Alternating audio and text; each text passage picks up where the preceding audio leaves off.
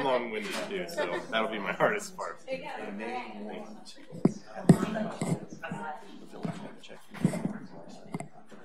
do it. And Craig's good. Just I'm here for meetings, so do I need to fill up anything? If you want to talk, you just want to listen. I'll listen. I'm first time here. Sit down, relax. Do we need a motion to? No Disney trips today? No Disney trips, no. Just anybody? Yeah, I think. A little bit too much from Florida. It was a day of yes. 6. A day of yes. Okay. All right, you can go ahead and take the roll. Trustee Mann. Here. Trustee Gerger. Present. Trustee Fountain. Here. Trustee Detmers. Here. Trustee Mel. Here. Trustee Churchill. Present. Village President Kimsey. President Kimsey's out of town for work. I make a motion to make Chairman Gerger our Mayor Pro Tem for the board meeting. Actually, just chair, so he Just can chair. still vote, yeah. Okay, just chair. I'll second. I'll take the roll. Trustee Mann. Yes. Chairman Gerger. Yes. Trustee Fountain. Yes. Trustee Detmers. Yes. Trustee Mel. Yes. Trustee Churchill. Yes. Okay. Call to order then. Join me in a moment of silence.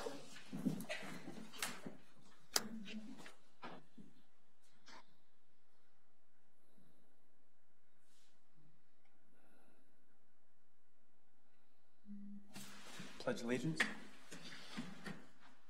I pledge Pledge allegiance to the flag of the United States of America and to the republic for which it stands, one nation, under God, indivisible, with liberty and justice for all. Do we take roll call again? No. Okay. Public announcements. Do we have the sheets, the sign-in sheets?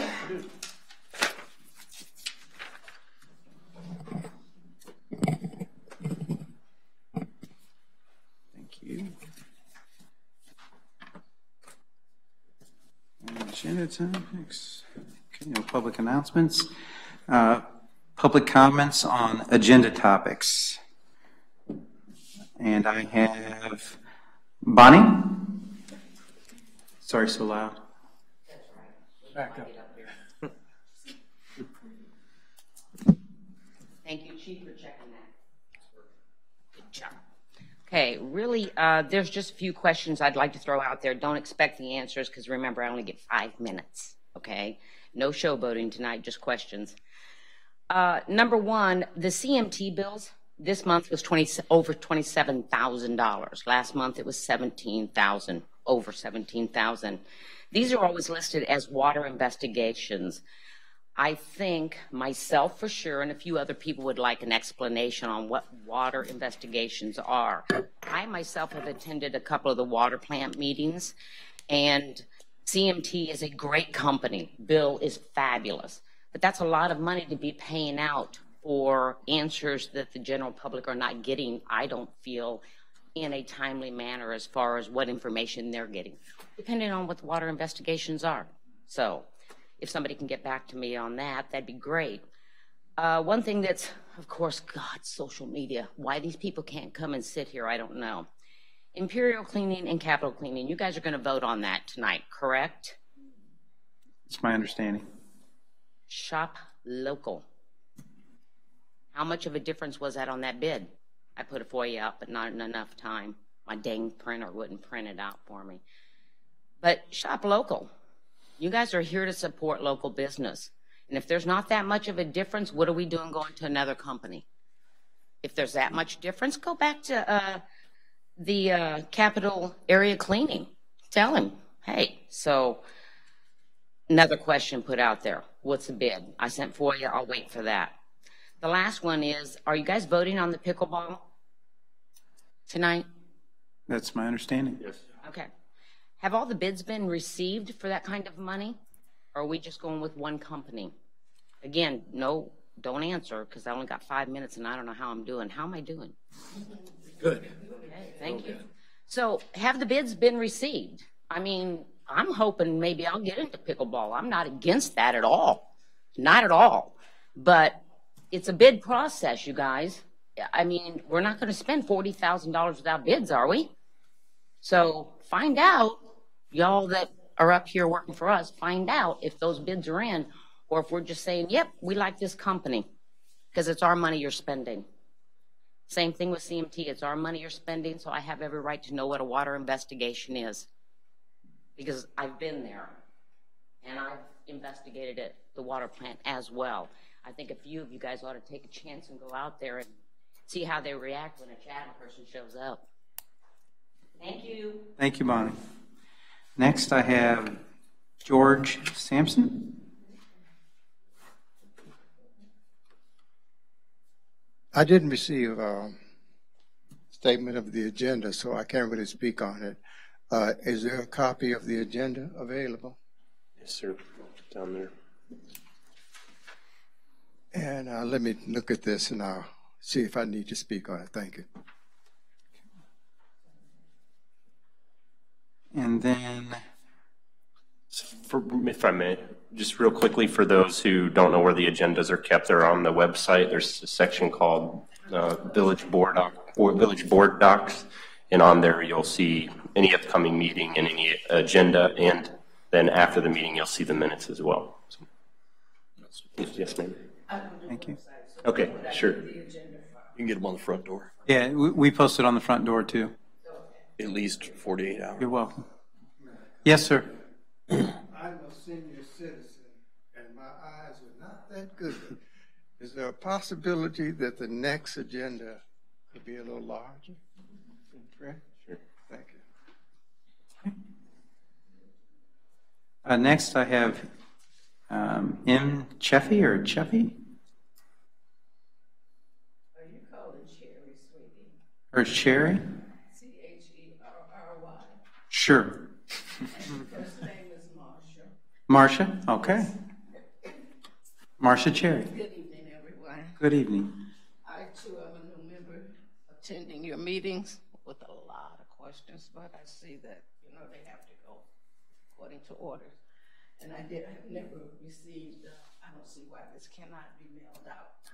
Because most of the people that live in your areas are senior citizens and, small print on the door, and he just showed me that. It's very difficult to see, so we need to consider large printing for you seniors. And I'm with the young lady that just spoke. I'm with her. I'm not familiar with the pickleball and the cleaning procedures, so I would like to have some more information in writing, if you don't mind, to be mailed to me, because I do like sitting down and reading what is going on in the area. It's very important. I hate to come to a meeting and uninformed. I pay tax money. You don't have a problem getting that. So, some more improvement need to be done for people that are concerned, that will vote for you and help you to stay in office. So please consider this. Thank you. Thank you.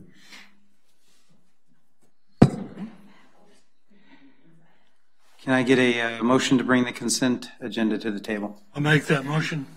Trustee Mao, I'll second. seconded by Trustee Fountain. Discussion on the meeting minutes or the warrants?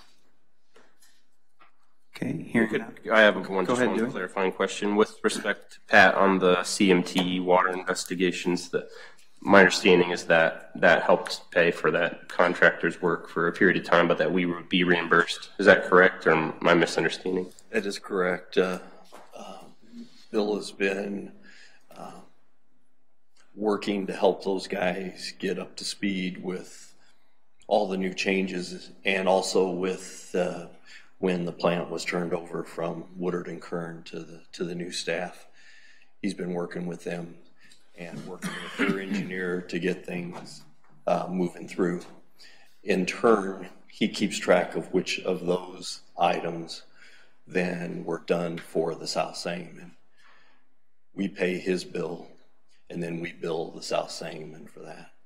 And we have the first bill we sent him, we received the money back for it, and he's working on some more now. So And then That's just where a good portion of that. and just to clarify, that's because we've chosen that we want oversight on what's going on at the plant rather than allowing them to do what they choose and see fit. Well, there is a level of comfort knowing that Bill is out there and helping these guys get up to speed. So I would agree. And as far as the billing, how that process works, could you remind me again why the South Sangamon Water Commission just doesn't bill him, or he doesn't bill them, I should say? Well, why is Chatham in the middle? I think they didn't want to get into the part where it would be a conflict where he's our engineer and he's also their engineer. So he doesn't direct them and tell them exactly what to do, but he's acting as an advisor in a way, and he keeps us informed of what's going on. So he's offering his expertise, but he's looking out for our best interest and the best interest of the plant. Yeah, I guess, Pat, is it possible, since he is tracking, which hours are going to which bill, to maybe break that out, water investigations, South Sangamon Water Investigations, Chatham, or something to that effect. That way we will know what's going to be eventually reimbursed. We could do that because when the bills come from CMT, his are broke out like that.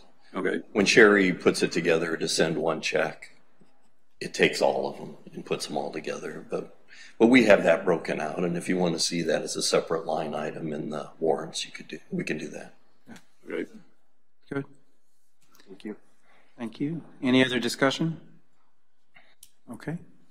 As far as there was comment earlier asking about copies of the bids for the janitorial service, that is on board docs now. It's under the janitorial service thing. When we get to that, we can pull that up and you can review it or print it.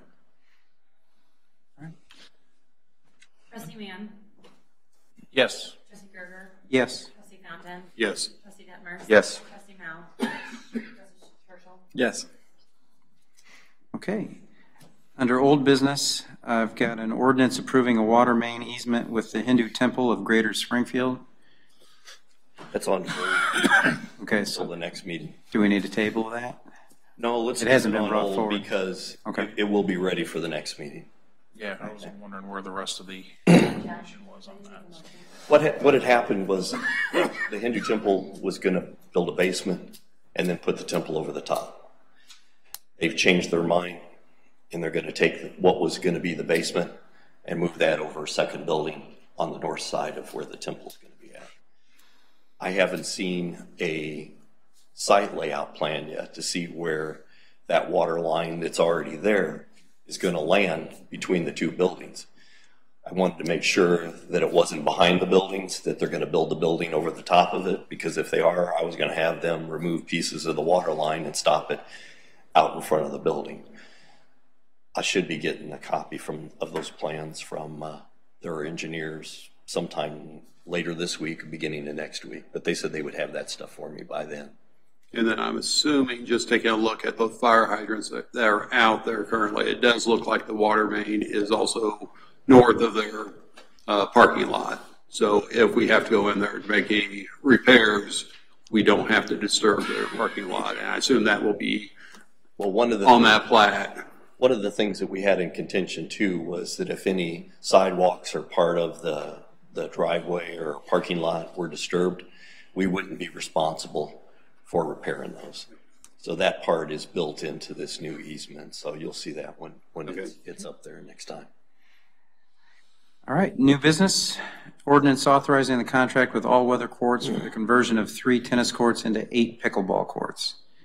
Can I have a motion? Make that motion. Trustee Mao made the motion. I'll second. Trustee Churchill, second. Discussion? Yes, so it is my understanding, Pat, and I could be wrong at this, but this company is out of the Rochester area, right? Yes. Yes, and and we've looked around, and from my understanding, the closest other areas are like St. Louis, Chicago, not close to here. Is that correct? I understand. Okay. And that's why I think it's so important that we keep it local in Rochester. And I've been told they've done a lot of these pickleball courts all over the area, and to make sure they do ours as well if they do such a good job. Well, I think too, didn't we discuss at the last meeting that we would waive the bid for this? Yeah. And that's in the ordinance that's to be approved. That this is And that was because of the distance of everybody else and how local Rochester was. And the past work that they've done for us. Yeah. Well, they did our tennis courts too, didn't they? They did, and the basketball courts. They're off Walnut. Yeah. And so I also have a individual that I'm close with that's on the Springfield Park Board. And he said they did great work, and they went out for bid, and there is nobody closer, and they were very competitive, if not the best price. At that time when they converted, I think it was Isles Park, or maybe even been Douglas, because Douglas has pickleball courts too, don't they? Yeah, so I know Springfield's had some really good experience with this vendor as well. So quickly, if I could, they're from Dawson, which is near Rochester, and I've done pretty extensive research on the company. As I was, if you remember, Pat, I was the citizen that was pressing so hard for the J.C. Park basketball court to be resurfaced, and we met several times and tried to find the funds to get it done. I asked the YBA; they were not able to help, but the village did, and I was part of that bid process. I reviewed it as a citizen, just because I was really interested. They obviously did a great job there, but as I did some research online, I see that they're doing all the local courts, as Chairman Gerger mentioned: Peoria, Morton, Bloomington, Springfield, Decatur, Williamsville. And I even went out and reached out to Williamsville to ask them about their conversion. So they had one tennis court that they paid to have 3 pickleball courts converted into. And they paid $50,000 for 1 to 3. We're paying $40,000 for 3 to 8. And in addition, that group that has brought the pickleball forth has raised over half the funds that are required for this conversion, which, in my personal opinion, it's a wise way to spend money when you can have somebody match it. And that doesn't mean that we shouldn't go through this bidding process, but I personally reviewed the only other company that I could find is in Elmhurst, Illinois, and their Sports Courts Midwest. And the work that they did were immaculate in huge universities, United Center, that kind of stuff, all in Chicago, beautifully done, gold trim, that kind of stuff. And I didn't see that. I didn't anticipate them driving down to Chatham to do our $40,000 job. Again, I'm not suggesting that we skip the RFP process necessarily, but we didn't just pick our friends because we've seen them down the street before. We've thought about this pretty carefully. Again, I spoke with Marla Smith from Williamsville. 2015, they converted the courts for $50K. They absolutely love them. They've held up very well since 2015. And as the pickleball group suggests, the courts are packed all summer. Any other discussion? In the quote, it calls out about doing crack repair for an additional $7,000. We decided not to do that because the crack repair that they'll do with the normal resurfacing, I think, will be sufficient. If somewhere down the line that they have a problem or something like that, that's something that we could always come back to. But there was cracks all over the basketball court, and we didn't do anything specific in the way of crack repair there. They just patched them like they normally do. They blow out all the loose stuff and then go back and patch them. So that's why we left the bid strictly at around $40,000. Do we know when we'll receive the funds or when we'll pay funds, or has that been worked out? We haven't received the funds yet. I think probably the best way for you guys to do this is if you vote and you decide to do it. Since Dave's not here and he signs the ordinances, put something in there saying that we ask the mayor not to sign this until funds we are receive received. a check from the outside groups that are going to pay their share. And then that way we're not on the hook for $40,000 if we're expecting $20,000 from our outside friends. So can I get a motion to amend that ordinance? Real quick, I want to again thank the group for their efforts in raising those funds. I think, as we talked about at our last meeting, this is a commitment, amongst both parties, and they seem to be holding up their piece of the bargain, and I really appreciate that and commend their efforts. So, thank you. Josh had contacted me and Dustin yesterday and said that it was for like $10,000 more. They would have interior fences inside so that if you knocked it off the court, you didn't have to chase it 3 or 8 courts over. That's $10,000 to add that. But if you agree to it today of the $40,000, and we've got till May or June before they can get out there and do the work, if they happen to come up with an additional 10, they may go ahead and pay to have the internal fences put in too. Is that correct? Correct. So we'll face that when it happens. If they happen to raise the amount of funds, I'm sure that it would give the people from the corporate people to plenty of time to be able to plan for that. And we're going to work through a sports agreement too with the pickleball club of Chatham, correct? Yes.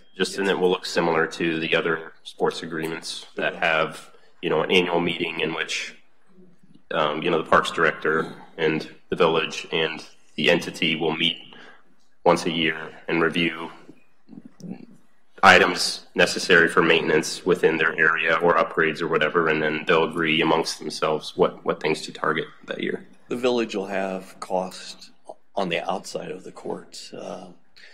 We need a better path to be able to get back there. We need to make it handicap accessible. We need to make sure that there's some handicap parking there. We were going to plan on thinning out some of the evergreen trees so that it doesn't block all the air off to that area. We don't want to do too much in the way that it is windy out there at times, that it doesn't get so windy that you can't play pickleball. But we want to be able to thin some of that out because we think the lack of air getting to that area is causing as much problem as all the pine needles that it likes to drop all over it too. Sure. So, all right. Mr. Chairman, I'll make a motion to. It would be, I would recommend that we actually, when we move to approve it, do it as an amended ordinance. Within the ordinance, we'll change it to say that the manager or mayor is authorized to sign upon receipt of the money, because otherwise, by law, the ordinance will become effective after so many days before the next meeting. So if we don't have the money, then we'd automatically have the ordinance in effect. So if there'd be a motion to amend the ordinance to say that the manager is authorized to sign the agreement upon receipt of the donation from the club. I'll make that motion to do what Jeff just said. I'll second. Motion made by Trustee Mouse, seconded by Trustee Fountain. Madam Clerk? Trustee Mann. Yes. Trustee Gerger. Yes. Trustee Fountain. Yes. Trustee Detmers. Yes. Trustee Mao. Yes. Trustee Churchill. Yes. And I think that was on the motion to amend, so now we need a final. Yep, now we need to do the ordinance. I do, before we vote, I want to thank Trustee Detmers to go into all that research. That was very helpful. And thank all the citizens. I know you've been to several committee meetings and meetings here, and you've done your due diligence. And so I want to appreciate everyone's effort on doing this and the process it's taken. I think that needs recognized. So thank you. Now for the actual ordinance, the amended ordinance. Trustee Mann. Yes. Trustee Gerger. We need a motion to bring it, right? No, it's You already did. Okay, we're It's good. already there, yeah. You said yes? Yeah, he did. Yes. Trustee Fountain. Yes. Trustee Detmers. Yes. Trustee Mao. Yes. Trustee Churchill. Yes. All right. Thank you. Thank you, guys. Next, ordinance authorizing contract with Massey and Massey and Associates for the Chatham Parks Master Plan Update 2019. Discussion? We need the motion. Well, I'll make a motion to. Motion to bring it to the table? Yeah. Trustee Mao made a motion to bring it to the table. Second? I'll second. Trustee Fountain seconds. Discussion? I guess one question I just want to make sure, in this proposal that they will be putting together and developing, it will include all current parks that are currently planned but not built yet. Because I know I was talking to a few folks, and they said we're still waiting for our park. So I'm assuming this will be including parks that we have already kind of discussed that just aren't physically there yet, along with our existing parks. I think when they put this together, I think you'll be surprised on the extent that they'll involve the public as well as the board on what does Chatham want to see in their park system? What are they willing to pay for in their park systems and stuff? It's not just putting together a master plan and saying we need this to go after grants. They really will sit down, they'll have public hearings and stuff like that, and be able to ask people what they want to see in their parks, how they want to see the parks, how they want to see them developed, networks with bike paths and everything to be able to tie everything together. It'll be an extensive plan, and everybody will have a chance to comment on it. So. In reading their proposal, it seems like they're going to that depth, but I guess I just want to make sure that is truly what the intent is. If you take a look at the one that we had prepared 10 years ago, they did all that then, and I expect them to do that probably with more now, because we do have parks where 10 years ago we were still putting parks together. Now we have parks. Now we can refine the items that we have into it. And the J.C.'s paid for a drawing or a conceptual drawing of the Prairie Vista Park. Yes. And Massey put that together, I know. And that's over here on this table. Yeah. So I think it's easy for them to take their own drawing and incorporate it into their new plan. And to that extent, this ordinance also waives the formal bidding requirements because of that limited source that work that they've done on this project. And it's professional service. Yeah, I was going to say it's professional services, right, which did jump up to $40,000 now. And I just think this is a complement to the comprehensive plan and to our performance audit, and I think it'll give us a really good roadmap for the future, all three. All right. Any other discussion? Madam Clerk? Trustee Mann? Yes. Trustee Gerger? Yes. Trustee Fountain? Yes. Trustee Detmers? Yes. Trustee Mao? Yes. Trustee Churchill? Yes. Okay, next on the agenda, an ordinance approving agreement with Imperial Cleaning, Inc. for janitorial services within the village. I'll bring forward the... Okay. Trustee Detmers brings forward the ordinance. I'll second it. Trustee Fountain seconds. Discussion? I think we've heard from several residents, and I agree with them that I don't think the price difference, which I believe is $32 a month, justifies the A, decision to change, and B, the decision to move the business outside of Chatham to some larger entity. So I'm not telling you how I'm going to vote, but I think that we should shop local, as one of our audience members suggested, and we should take that very seriously because it's what we try to profess.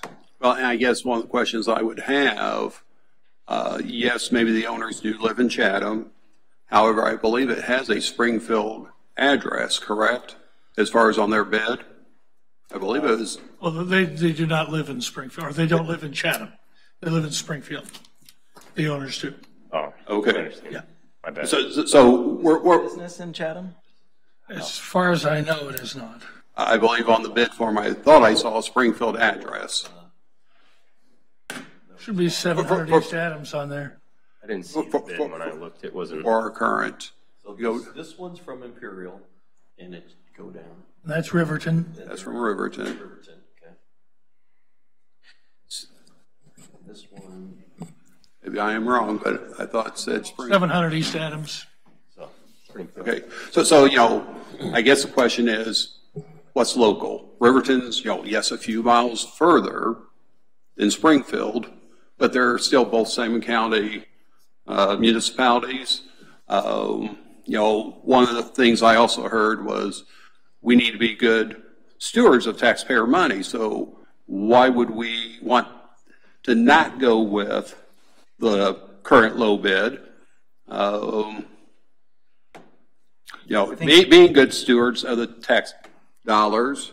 But then, the other question I do have, which may come to the point where I may suggest we table this, is taking a look at our current contract, or at least what we're paying. I believe that is $1,855 versus, and that is without the cleaning of the park restrooms. And taking a look at something comparable, not including that particular bid item, it goes up to $2,128. What I do not know is with the current contract versus this contract, are we requesting more work to be done, which may justify, that increase from $1,855 to $2,128, not counting the park. And that's just something I don't know at this point. So, I would almost look at seeing if we want to table that and see if we can determine what that additional scope of work is before taking action. So, as far as what is local, Capital Cleaning hires Chatham residents. And Chatham residents, of course, they pay our utility rates, they pay our property taxes, they pay our village taxes. So, $32 a month higher is still higher. However, we're also saying thank you to those village residents that work for this company and for 10 years have not had, from my understanding, any complaints, have not raised their rates. And so for a company that's been that loyal for 10 years, and just because the village wanted to rebid it, the difference was only $32 between the two companies. I believe that is not justification to not approve their bid. I guess playing devil's advocate, do you know for a fact that the other bidder, Imperial Cleaning, does not currently hire Chatham residents or may go ahead and hire some to reduce their costs? I don't know one way or the other. That's not the point. The point is right now Capital Cleaning hires Chatham residents. That I know for a fact. But Jeff, do you have something? Yeah, just to let the board know. So this was formally bid. The dollar amount exceeds the sets it into that requirement to be bid. An apples to apples comparison of these bids put Imperial at the lower dollar amount. And I don't think there was anything when they did this to disqualify Imperial, saying that they were not responsive or that they couldn't do the work. So if we follow the statute and those requirements, technically the bid would need to be awarded to Imperial. Now, if the board does not want to do that, I think what you would need to do is reject all the bids and then direct staff to go out and, maybe negotiate some other agreement. But at this point, because there was a formal bid that was submitted. And it's over the threshold. And it's over the threshold. The board did not decide to waive those requirements before. The only reason to not award the bid would either be because they're not responsive, or if you want to reject all bids, you've talked about they're all higher perhaps, and maybe you want to limit the scope a little bit. So I just wanted to put some context on that. And I thought you and I talked this morning and said we did not have to award the lowest bid. No, you asked me that. I didn't know. I said that. But I know, sitting on this board for over almost 2 terms, full terms, we have not always awarded the lowest bid. We have to award the lowest responsive bidder. So then we've done it wrong, because I know we haven't approved all the low bids. So. Well, I think what Jeff's saying is if say for instance they chose not to clean the bathrooms at the park, so they didn't respond to that part. So if we asked them to bid all those items and they didn't bid one of them, then they're not responsive. They're not responsive. Or if you check their references and people were saying, they do an awful job here, they don't do a good job there. Those are the types of things you can look at when you're determining whether or not somebody is, a responsive bidder. Well, one of the questions I had about the bid itself was, what are the terms? I maybe I just missed it, but I didn't see a term for length of this contract. It looks like a month-over-month agreement in perpetuity because there's no limit to the contract from what I saw, and maybe I just missed it. I thought it was 12 months with the option of renewing. With renewing, yeah. And I guess that comes back to one of my points earlier, is, you know, currently we do have a contract for $18.55, not counting the parks. But I don't know how that current contract varies with this one. Does it justify the $275 difference because there's additional services that we believe we need to have? And, you know, I guess I would suggest we table it till we can get that information, because if all of a sudden it's only, you know, empty one more trash can, then I say we stay with the current contract. But if there's a number of things that we need to start including in the cleaning, then yes, maybe it does need to be rebid as we have done here. But to follow up with Trustee Mann's question on the length of this term, so if it's for an option to renew, would that come before the board, or would that just be something that the village manager would renew in a year's time, or would it come to the board? How would you like it? Well, I guess, so my other... It's more than I can sign for. Well, I guess my question is, year, so what was the prior agreement with the capital area? I don't know if there ever was an agreement signed. There may have been. So I guess my question is, if we had them for 10 years, why did we go out to bid? And that was my question. Yeah. Because it was 10 years. Just because it was 10 years? I mean, we've been looking at a lot of the stuff. We went and, you know, we got rid of the mats. We're trying to go over and look at things that we've done in the past and see if we need to put them out for bids, if we need to look at them doing it a different way. And one of the things different too was we were saying we want them included. We wanted the materials included in this, materials and supplies included in their bid. So that did not happen. It did not happen. Okay. Why not? Well, I don't know. I think Greg said he would take care of that part, and I don't know if that got changed.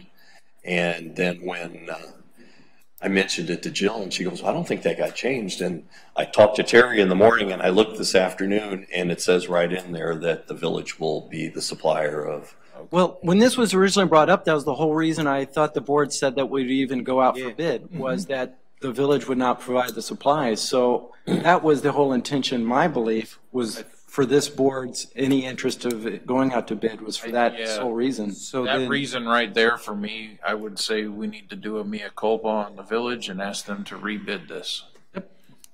So I will motion to table this. Well, Matt, there's a motion we have to already vote on the table to. You've already got a motion on the table, but also I think you might also just move to reject all bids at this point too, and that would allow staff to start the process over again. So I will make. You really want to bid it again then? I mean, if there's no interest in giving it to anybody but the company that has it now, then why go through all this trouble again? So then just motion to reject? Well, and go ahead. I would like it to include supplies, because that's what we originally. Now, the current company does not, they do not buy the supplies. Correct. What they start charging us if they had to buy the supplies?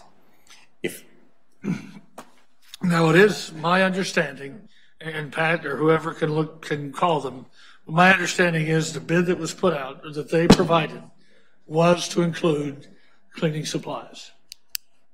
The capital cleaning provided. Well, that's what I was told.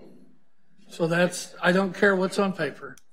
That's what I was told, and somebody needs to look into it. Well, that was the document that they bid off. And that's fine, but somebody needs to look into it. I was personally told that. So we need either a motion to reject, to table, or whatever the board sees fit, to vote on it as it is.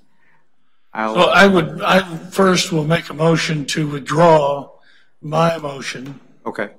Or did I make it? I think the motion was to. Dewey made it, I think. Okay, Dewey, yeah, Dewey, okay. Right, Dewey. So Dewey, are you withdrawing your friendly motion? Withdrawal? Yeah. No, I brought it up so that we could discuss it. I thought that was required. So I'd like to withdraw my motion. I will make a motion to reject all bids. Okay, Trustee Mao has made a motion to reject all bids. Do I have a second? I'll second. Trustee Detmers has made a second to reject all bids. Madam Clerk? Discussion, please. Sure, discussion. With rejecting, are we looking to stay with the current contract that we currently have? Are we wanting to include the supplies as we thought was going to be in there? Are there things that we're now asking for with this current contract that you're looking to reject that need to be done that may not be under the current contract? So I guess I'd like to have some idea as far as why we're rejecting all bids and how we want to move forward with this. Well, I would say this, keeping with the current company we have, but also us not including those cleaning supplies and, going from there. But can we really do that if we drink? Well, I think the first step is, if you reject all bids and then maybe staff can hear what, you guys have talked about up here and can bring back perhaps some options for going forward, which may include, rebidding. Yeah. May include rebidding, may include a proposal and maybe waive bids, going forward, or it may include going forward under a revised existing agreement. But maybe staff can look at those options and bring those back to the board. Okay. Any other discussion? All right. Yeah. Okay. So we're going to vote right now to reject. To reject the bids. Trustee Mann? We're voting to reject. Yes, Yes, so you vote yes, you're rejecting Okay. the bids. Yes. Trustee Gerger? Yes. Trustee Fountain? Yes. Trustee Detmers? Yes. Trustee Mao? Yes. Trustee Churchill? Yes. Okay. Next, ordinance approving the final plat of Glendale Estates, 4th edition. So moved. I'll second. Churchill, seconded by Trustee Fountain. Discussion? I did notice on the letter of credit, and I did talk to Pat about this, it does have to the Village of Chatham, care of John Myers. I think that letter of credit needs to be revised to have the proper individuals thrown in there. So if we do approve this, I would say it's subject to having a new letter of credit submitted. Do we need to amend the ordinance for that? Yeah, if we're going to make that a condition of it. All right, so you want to make a motion then, Trustee Fountain? Yes, I'll make a motion that we amend the letter of credit. Letter of credit, or the ordinance. The ordinance that's subject to a new letter of credit being issued with the proper title before it is signed. Do I have a second? Second. Trustee Churchill seconds. I did have a question. So the letter of credit still said is John Myers is our attorney on it. Is that what the change is? It just said care of John Myers. Oh. I have no idea which John Myers, but if all of a sudden they decide to send the check to him, I guess he might be able to cash it. I don't know. But I did see that was an error. And it was a letter of credit that was dated within the last 6 months or so. Okay. Any further discussion? Madam Clerk? Trustee Mann? Yes. Trustee Gerger? Yes. Trustee Fountain? Yes. Trustee Detmers? Yes. Trustee Mao? Yes. Trustee Churchill? Yes. Okay, public comments on village business? I think that was just on the amendment to the. Yeah, that was. Oh, that was on the amendment. You're right. I need a motion to approve The amended. the amended ordinance. Yeah. Do I have a motion? I'll make a motion to approve the amended ordinance. Trustee Mao makes motion to approve the amended ordinance. Second. Trustee Churchill. Madam Clerk? Trustee Mann? Yes. Trustee Gerger? Yes. Trustee Fountain? Yes. Trustee Detmers? Yes. Trustee Mao? Yes. Trustee Churchill? Yes. Okay. I have public comments on village business. I have George Sampson.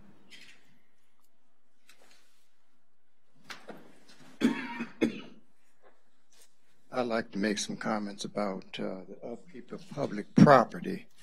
Specifically, the public property that's beside my house has been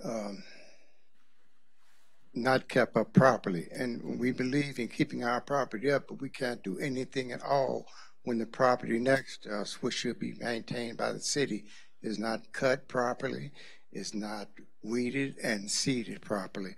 That's the first thing. The second thing is, when I bought the house, there was an improper drainage system coming off that culvert.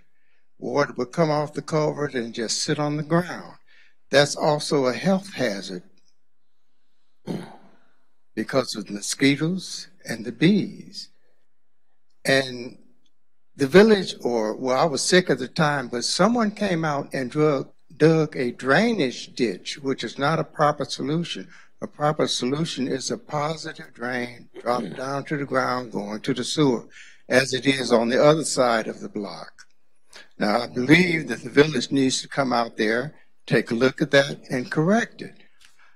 I talked to the inspector, and I was told that,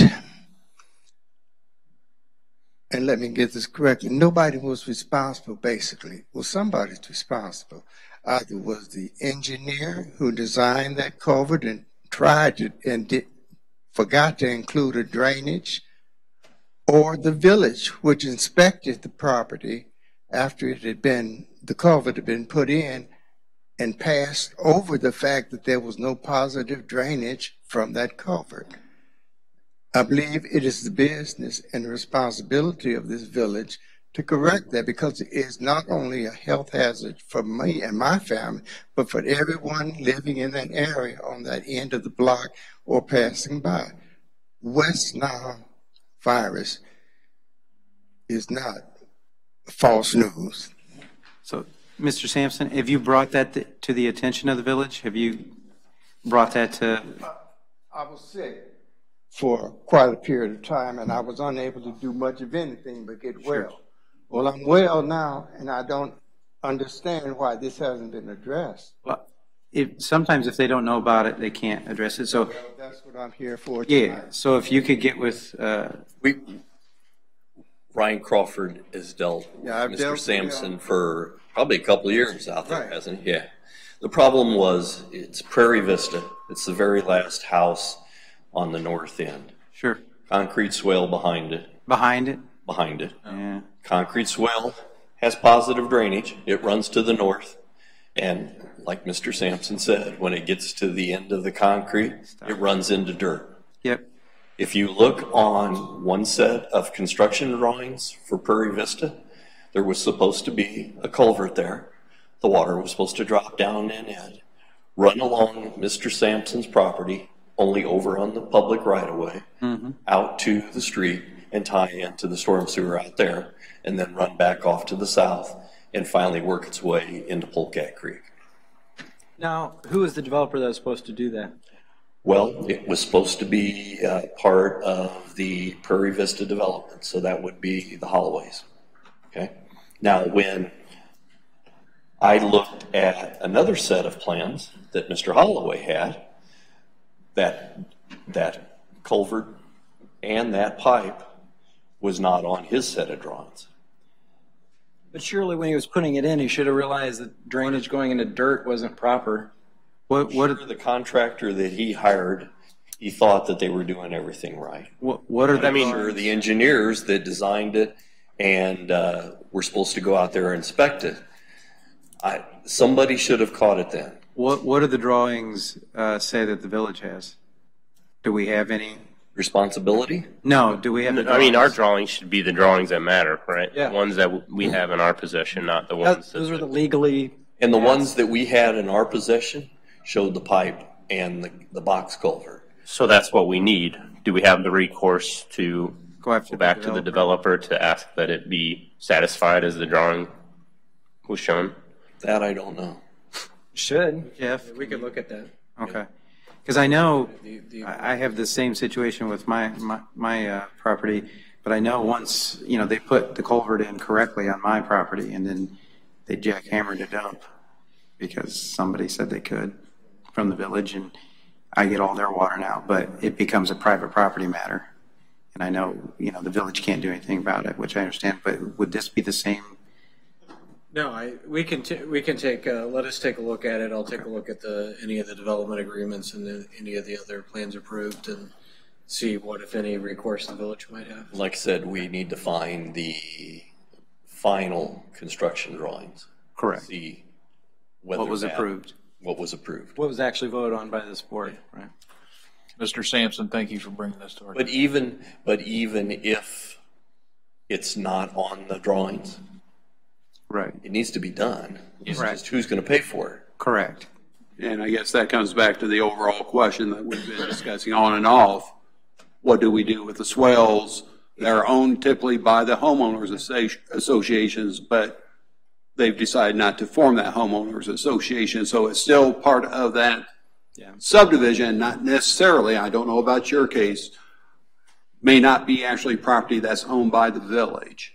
And I don't know, and I assume that's something we will verify also. And I would see, I'm guessing that Prairie Vista has an active homeowners association. Right. Because I think Mr. Holloway would keep the homeowners association, being he's the number one property owner in that homeowners, in that plat. We wouldn't own any property in there. We own the property to the north because it was given to us as right of way for if we ever widened out. Sure. Mansion Road. But there's water lines out there, there's electric lines out there, there's fiber lines. We can't just come out there with a backhoe and start digging across and continue the concrete swale out to just a grass ditch. Ryan went out there that one day that he had water backed up and took it upon himself to shovel out a ditch to get the water to drain out of there. Short-term solution, problem still there. Okay. Anything else, Mr. Sampson? I have one question. Could I get a timeline on that as to when this will take place? Well, I don't know that. Investigation and an answer to who is responsible for this. Right. So the village attorney is going to look in to what recourse there is. What if we can give us a week or two and we'll try and get something back. And you are Mr. Attorney Jurgens? Yes. Yes. Thank you very much. You're welcome. Marcia Cherry? You're welcome. I'm the partner of Mr. Sampson. And Mr. Sampson has worked diligently in trying to help keep that property together where it put him in the hospital. And then I went out there trying to work it. I'm allergic to bees. And I had bills that I had to pay. Out there trying to service this all summer. I did not buy a house that I cannot enjoy. I can't even go out there in my yard because that water is there. You get bees and flies constantly. I paid for the last 2 years for my niece and nephew to come here to cut that grass and work it for me. I need some assistance this year. Understand. And who will pay my bills this year? Who can I give them to? I bought a house and I moved down here from Chicago to retire and enjoy life. Not to be able to enjoy it. I'm quite sure each and every one of you are able to enjoy your backyard.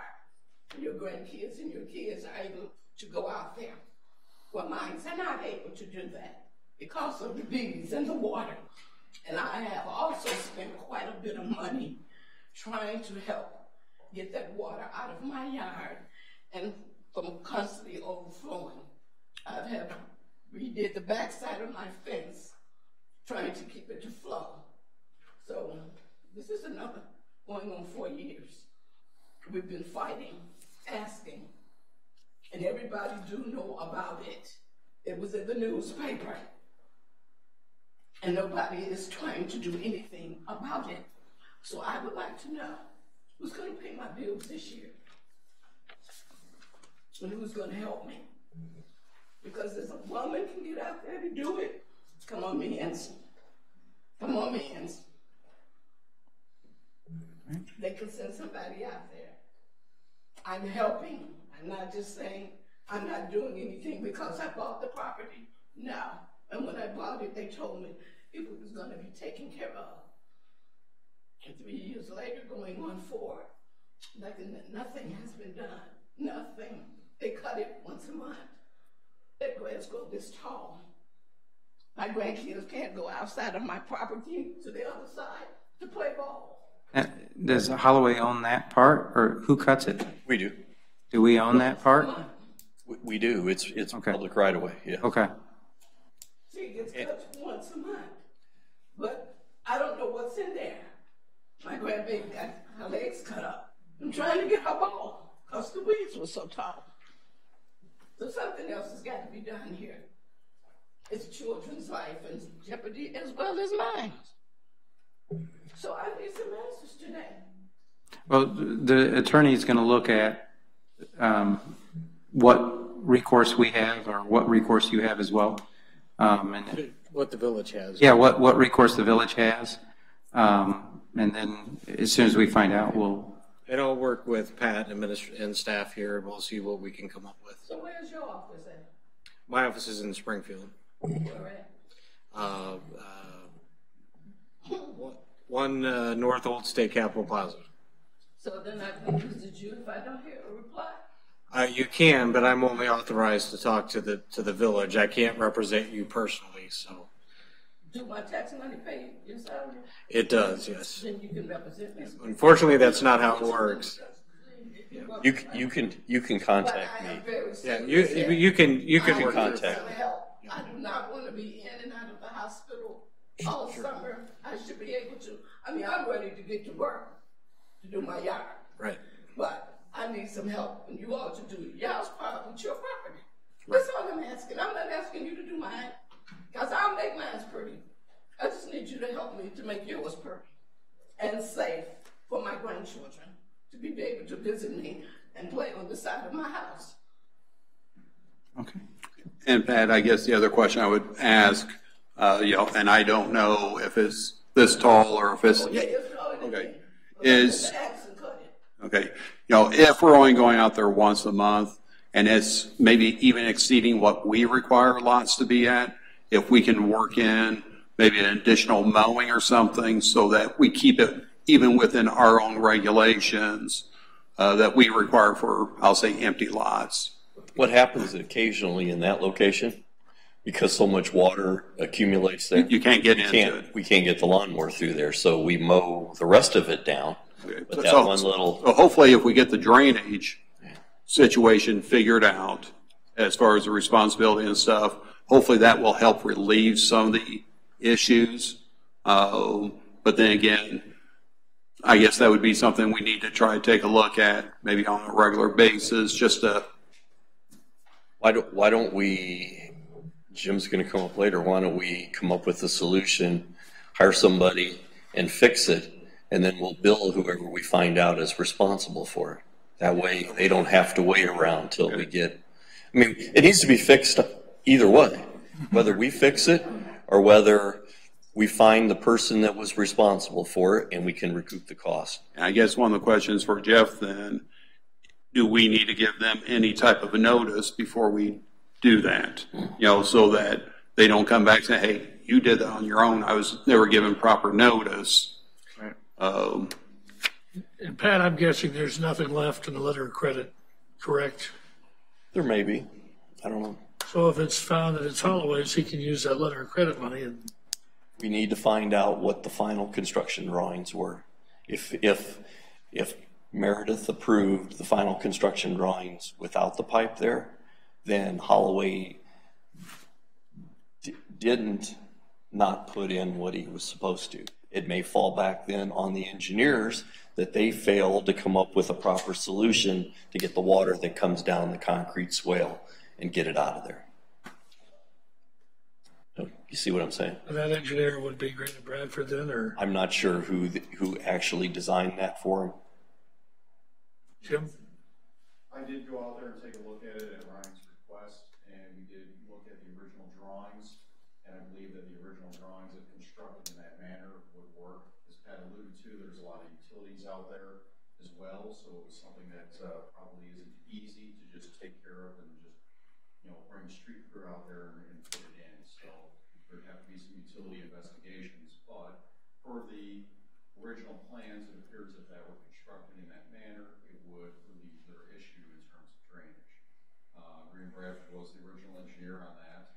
I know Ryan did talk with their field engineer at one point and had them go through the notes and find out where along the lines did this get deleted or was it authorized by the village, and they really didn't come up with anything conclusive in terms of a mandate or a construction directive or a recommendation or approval by the village associated with that. Jim, do you recall if they were the observation engineers or were they the design engineers? See, that's where Correct. I know he went through Green and Bradford to secure the information, so I don't know if field notes that they pulled. Yeah. We'll look into that. We'll get that, because they could be two separate engineers. One could have designed it and Green and Bradford could have reviewed it and oversaw it. Okay. Another question.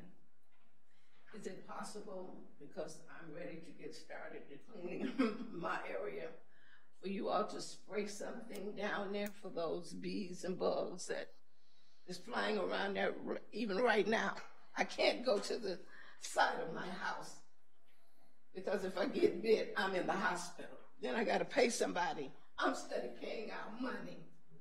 So I need some assistance with some of this problem while you all are checking it out. Well, would sprays even be effective at 40 degrees and 30 degrees? I don't know. I'll look and see what we've got. Okay. Or what can be done. All right. So when will I be hearing from you, sir? Well, you won't hear from me. You'll probably hear from Pat. So how long will it take you to contact Pat? As I think we said, give us a week or two to kind of dive into this and look and see what all the options are, and we'll make this a priority and get to work on it. I appreciate it, guys. God Thank bless you. you all. Thank you. All right, schedule of meetings. ADA Transition Plan Committee, 6 p.m., March 19th, Municipal Hall. Planning Commission, 6 p.m., Municipal Hall, March 21st, 2019. Village Board, 6 p.m., Municipal Hall, March 26th, 2019. Utility Oversight Subcommittee meeting, Municipal Hall, 6 p.m., April 8th, 2019. Village Board, 6 p.m., Municipal Hall, April 9th, 2019. Committee of the Whole, 6:15, Municipal Hall, April 9th, 2019. Public Properties and Recreation Commission meeting, Municipal Hall, 6 p.m., May 13th, 2019. And then I guess one thing, I do believe for the next village board meeting on the 26th, we may need to have an ordinance or resolution. I forget exactly the proper one. I do have a lady who is interested in serving on the ADA committee. So I've asked her to draft a letter to Dave. So it'll be up to Dave to make that recommendation to the board for their consent. So I assume we will need to have one or the other. Okay. Any reason for closed session? No. Okay. Do I have a motion to adjourn? Make that motion. Trustee Mao, seconded by? I'll second. Trustee Mann. All those in favor? Aye. Aye. Opposed? Ayes have it. Okay, we'll move right into the Committee of the Whole. Call to order. Roll call. Trustee Mann. Here. Chairman Berger. Present. Trustee Fountain. Here. Trustee Detmers. Here. Trustee Mao. Yeah, here. Trustee Churchill. Present. Thank you, everyone. Thank we you. appreciate it. It's a Thank great you. Contribution, I think, for our parks, for our community, and Friends of the Park has our check, so formality for you. Thank you. Money's there. Awesome. Thank you. Thank you. Okay, public comments on agenda topics. Do I have any? Sir, if I may. Yeah. Mr. Sampson, you had asked for a copy of the agenda. Yes. There are technically 2 meetings tonight, and there are technically 2 agendas. I didn't know if you'd like to, this one's much shorter, but if you'd like to review that, just wanted to let you know that. Okay, thank you. As this list of other meetings, are they open public meetings? Yes. Yes. Yes, sir. Yes. Yeah, they do recur frequently. This meeting, the meeting that we were just in meets twice a month, and then this meeting meets once a month. So we can get you that schedule. Do we have a motion to bring the consent agenda forward? So moved. I'll second. Trustee Churchill, second by Trustee Mano. Any discussion? Yes, I wasn't sure if Joe was going to be here, since I believe he did take those minutes. Under the discussion as far as the Americans with Disabilities Act for the Massey contract that we had discussed at the last one, he forgot an A. Where he shows ADA, I think he just has the DA. Okay, I'll fix it. Okay. I specifically remember ADA. It couldn't be DA. So, yeah. So, do we need to approve the amended minutes, or? That's corrected. Yeah. Or do you want to make that motion? Is that Yes, I'll make that motion. The correction to the minutes. Trustee Fountain, motion to correct the minutes. Trustee Churchill, seconds. We just need all in favor, don't we? Yeah. Aye. All in favor? Aye. Opposed? Ayes have it. Okay, now the amended minutes. Do I have a motion to? Make a motion to approve the amended minutes. Second. Trustee Mao, seconded by Trustee Detmers. All those in favor? Aye. Opposed? Ayes have it. Old business, garbage, refuse, recycling, yard waste, leaf and limb collection services, RFP discussion. There was one thing in the RFP that I thought was removed. On page 8, under the container type and size for refuse collection, I don't know if this is speaking to recyclables or just general refuse, but it said no segregation of materials set out for collection shall be required. Is that for refuse or recycling? That is for. I think it needs clarity. I had the same question. So I would like that removed for recycling. Okay. Just so you don't limit. You want segregation for recycling? I don't, but as we've talked about, we want to keep this open because if you don't, that will remove, I think, one bid. Okay. So do either or. So I think either or, but allows all the bidders to come in with whatever their proposal is. Without having to change their process. Yeah, they can offer what their process is. From what I understand too, at some point I think single stream will go away because it's just not so. Right. If we limit it to single stream, then they can't afford it. If I could make a suggestion, I have some comments as well. I think we all do. We all reviewed them and all have our comments. Could we, rather than jump to 8 and then back to 3 and head to 14, could we just walk through from quickly? I'll lead if you guys don't mind. Yep. I'll address that later. Anybody like the title? Nice and long. So, my first concern or comment was page 6. I don't know if anybody has anything ahead of that. I did not. So on page 6, 3/4 of the way down, hand stop provision, it talks about for residents with restricted physical ability conditions, the contractor could basically go in and get your garbage can and unload it and bring it back. I'm under the assumption that you could just pay for that service even if you're able-bodied. I talked to somebody who said that they did, and I was like, oh, really? But it just mentions it here as though it's particularly for restricted physical activity. I didn't know if we want to have that service bid out, or again, I don't know if you're following me, but the garbage company will pull up to your house, jump out of the truck, go through your garage into your back patio and grab your garbage can, drag it through, take it to the truck, put it back, close the garage. That kind of extra fee for that? There is a fee. It's small because the person that I was speaking to lived on the lake, and their driveway was really long, so they just paid a couple bucks a month and didn't have to drag their garbage can all the way down the driveway. So I saw it called out, and it read as though it was for restricted physical activity conditions only. That was my intention when I put it in there that way. Before we go through the whole document. Because there's no charge for the handy. And I appreciate that. I think that's the right move. Yeah. I'd love for that to be free. That service isn't called out anywhere else in the RFP. So just throwing it out there, it's up for us to talk about it, not talk about it. Doesn't matter. I got another one. You ready? Well, let's resolve this one. Yeah. What do we want to Do we want to add that into the bid that it's if you have carry-out service? I believe. I guess you could call it carry-out service. Yeah. You want me to add that in the list of items to bid? It's not that big a deal. I think if they're providing the service today, then we should consider. Well, you know, I guess one of the questions I would have though is how do you use that? Because, you know, right now there are fixed units out there,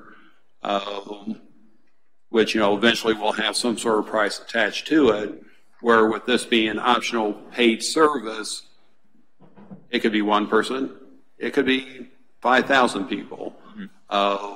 Where with what's currently there, we're just saying, let's assume 6,000 residents. So I'm not sure, you know, maybe we can have them list it, but I don't know if that would truly affect the overall price or whether it should be considered in the overall price. No, my opinion is that it should be an optional item, just like some of the other items that we've talked about, and then they can, as with most of this, and I'm about to talk about it in a second, the vendor can bid or not bid. Yeah, that's my suggestion. I think we want the widest, broadest net that we can, so we try to encompass everything. So we have a clear picture of what the true landscape looks like.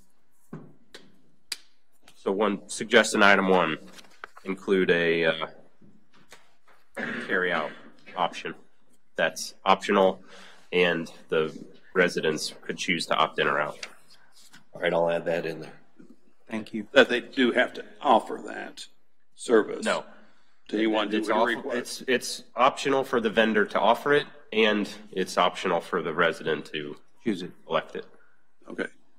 You'll have to, you know. Because if one company doesn't do it, I don't think that necessarily should be their reason for elimination. Well, other than we would require all bidders to do it for individuals who are handicapped, who fall under the Americans with Disabilities Act. Right. So they are having to provide that service, which is here. Correct. So it's not like they just don't provide it; they will be providing it. So I don't know if it's something we want to allow them to opt out. Well, in this provision, we enforce it. Correct. But to say, okay, we want that service to be available to any resident. Do we want to allow them to say, no, we're not going to provide that to anyone else? I would imagine if they didn't bid it, then they wouldn't offer it to anybody. Right. I think that'd be the best way to handle that, Terry, don't you? If they didn't put a bid down for that item. Like, I mean, the example is Waste Management and Republic. They have one driver per truck. Their business plan is to stick a forklift out, pick the thing up and dump it, and then move on. They don't want their guys getting out of the trucks and running to get cans.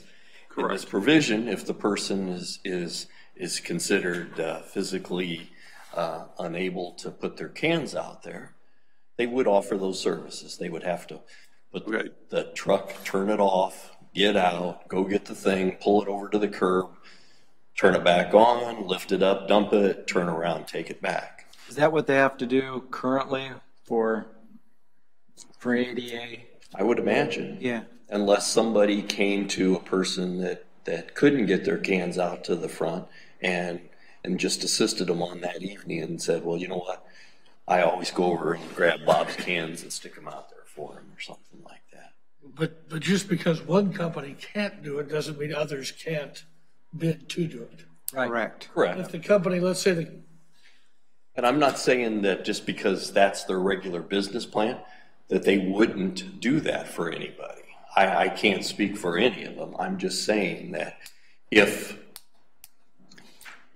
the idea is for someone to bid the whole town and a lot of people ask for this service, it would definitely affect the process. Well, But I guess that's where I'm saying at this price that they correct. But if we start looking at how are we going to compare prices shown, and one does not bid that as a service, and another one does, and let's say everything else is equal, well, now they're the high bidder, and they're not going to be able to get it. So I think we need to make sure that if we do require that information, because we don't have enough information to say it's going to be one person or 5,000 people, for anyone who can physically do it, I think it needs to be clearly stated that it is not used in determining, let's say, the low bid. I think that's fair. But even if it shouldn't have any effect on the bidding. Correct. In a way, because it's a special service that they're asking for. And it's the a la carte. I mean, that's one of the problems that you're going to run into with this is you're probably not going to be able to compare apples to apples. Right. And the reason is because this is such a big scope, and that's what I'd like to address in my second point, if I could. Okay. And it's also on page 6, the bottom paragraph, the yard waste. This is probably conflictual here, so we'll see. But yard waste collection sticker price. So in other words, if we want the garbage company to pick up our yard waste, do we need that to be required? I'd like to see that being optional, because I think we've got some companies that maybe want to do yard waste and some companies that don't want to do yard waste, or some that want to do garbage and some that don't want to do garbage. And I know we kind of talked about this a few times, but if I have a tree service, I don't want to take your garbage. And if I have a garbage company, I don't want to take your trees. Right. So if we're trying to solve 25 different problems here, which is what we're gathering data to do, let's make it as open-ended as possible, and then it's on our backs to sit there and analyze it 12 ways from Sunday to try to figure out what the best options for our residents are. And the reason I put the yard waste in as mandatory is because we will have yard waste pickup. It won't be at every house, but if they're purchasing stickers and they drive by and they see a bag sitting there or a can sitting there with a sticker on it, they'll be required to pick it up because that person has already paid for it with the sticker. There isn't necessarily a price with this. What I ask them to give me a price on is the actual price of the sticker. If one company wants to sell their stickers for 50 cents a piece, but the other one wants $1.25, to me, that helps me decide on which company I would choose if I was looking at that. You see what I'm saying? Mm-hmm. So that's why I based it off of sticker price.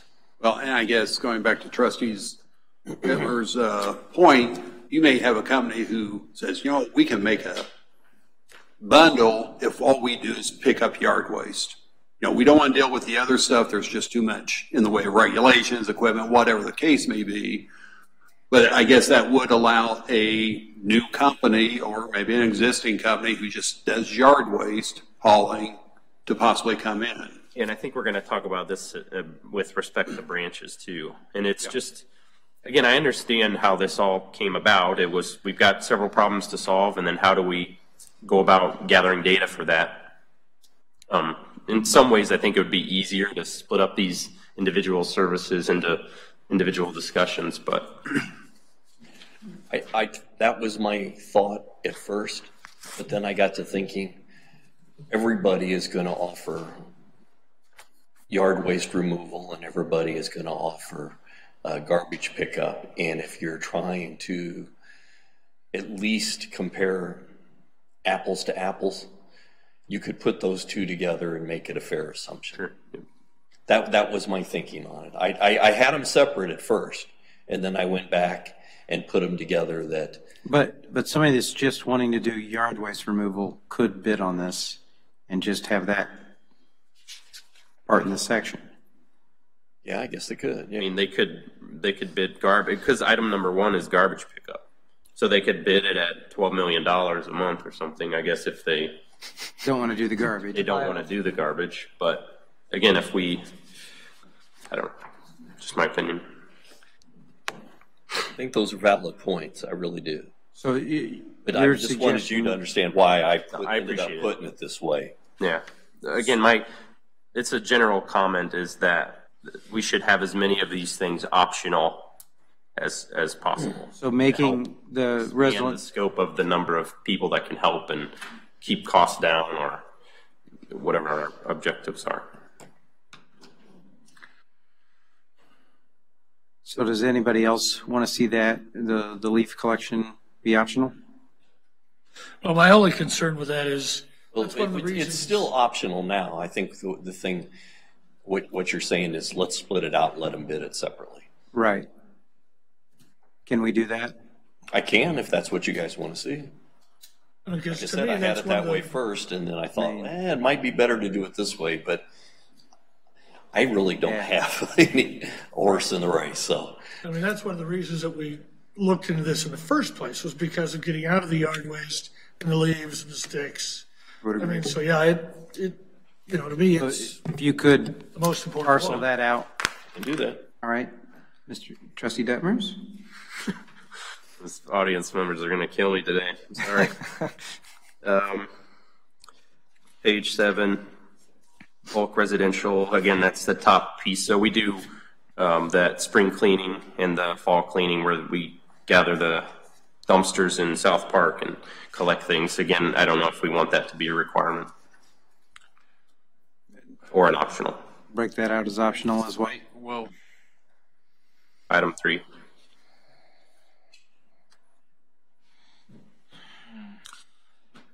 No, sorry. I apologize. I've read this so many times. Item 3 is when we have all the branches and you cut your bushes down. Yes, you put them once all in the month, once fall and once in the spring. Yes. Yeah. This is the big reason. This is the leaf bag. Yeah, this is where we pick a month in the spring and a month in the fall, and we go around and pick them all up. Well, yes. So let me just clarify. That wasn't spread it out. That wasn't split out. Let's talking to Dave. He had asked. He said, to be able to compare. It should be split. I agree. But what I meant to say, and I'm sorry I got it confused, but what I meant to say was that, again, I may have a tree business that I would crush number 3, but I'm not into the garbage. So if you make me bid on 1 and 2, and all I want is 3, then I'd like it to be optional as well. Optional. And again, these garbage companies may not want to do that. Can we split that out, Pat? Absolutely. No, we just want to make it optional. Leave it the same and just change it. Make it to optional. Be required. Make it optional. Yeah. As needed limits. Still you guys stop me whenever. Well, I don't want to stop you. I got a list.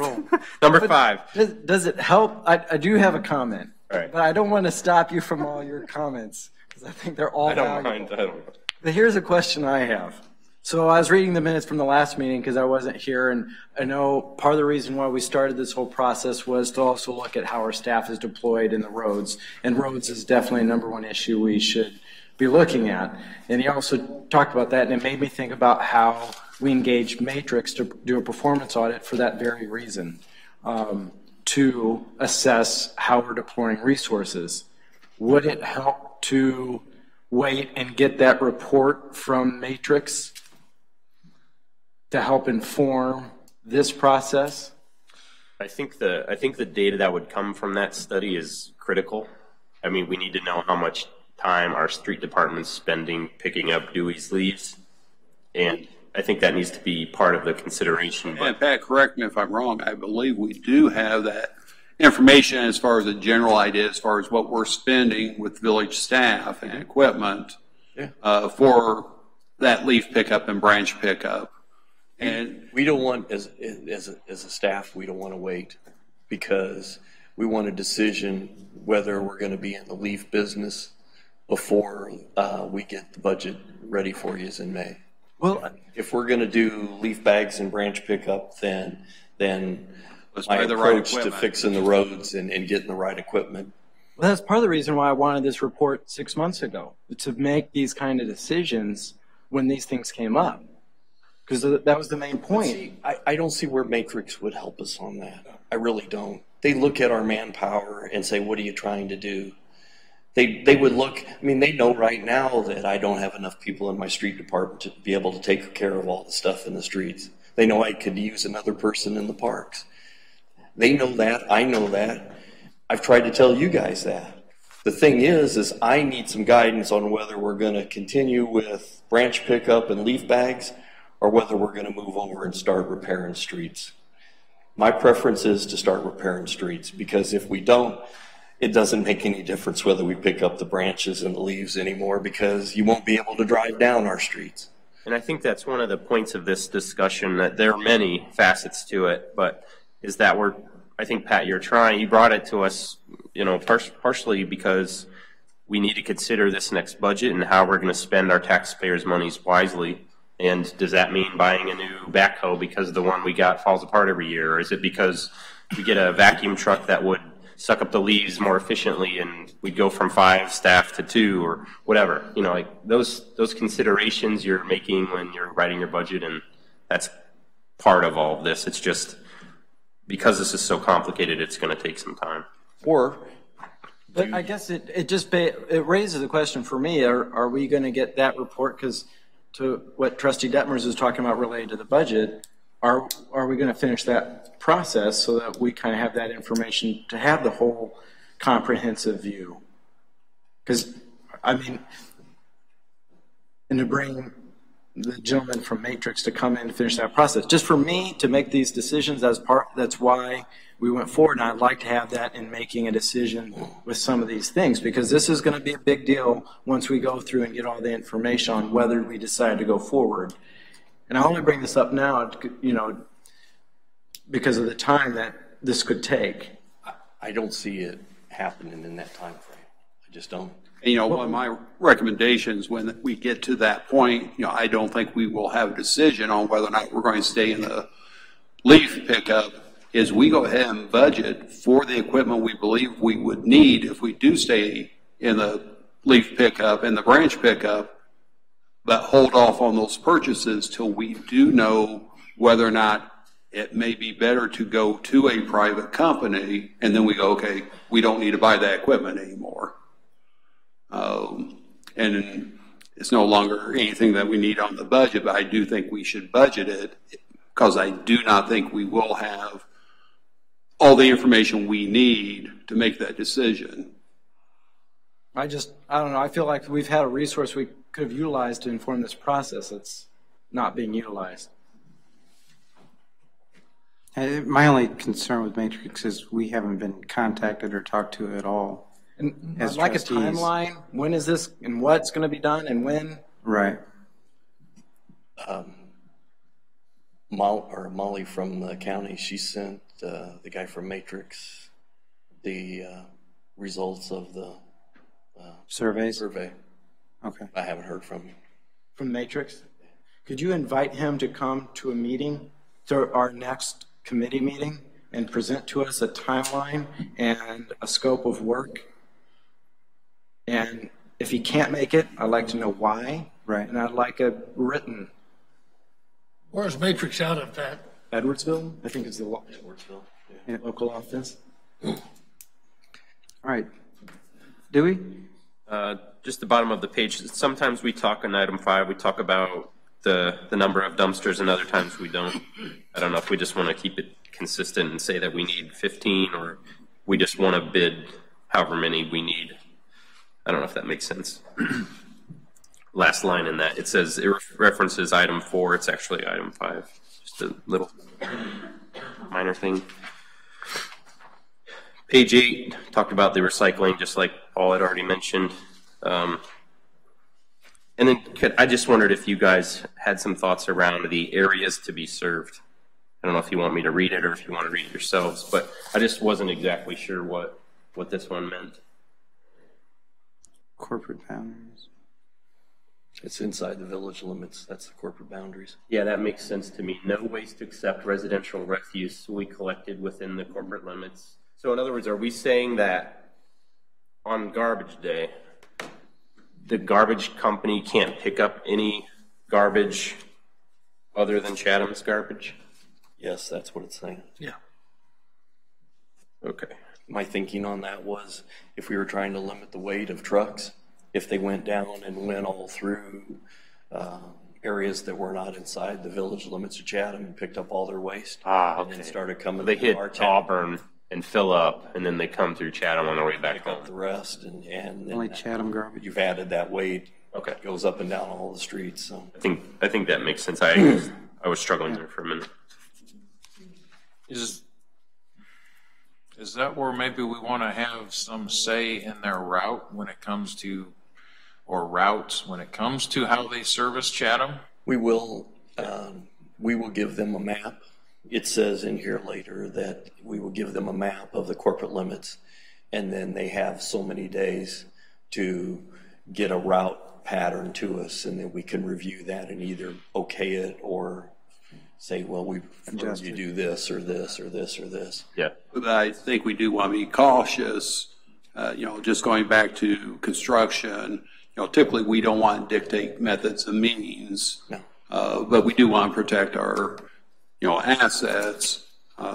So yes, let them come up with something. If we can then say, okay, instead of going down this street constantly, let's move over to this street, which we know is a little bit better, and can handle the additional traffic.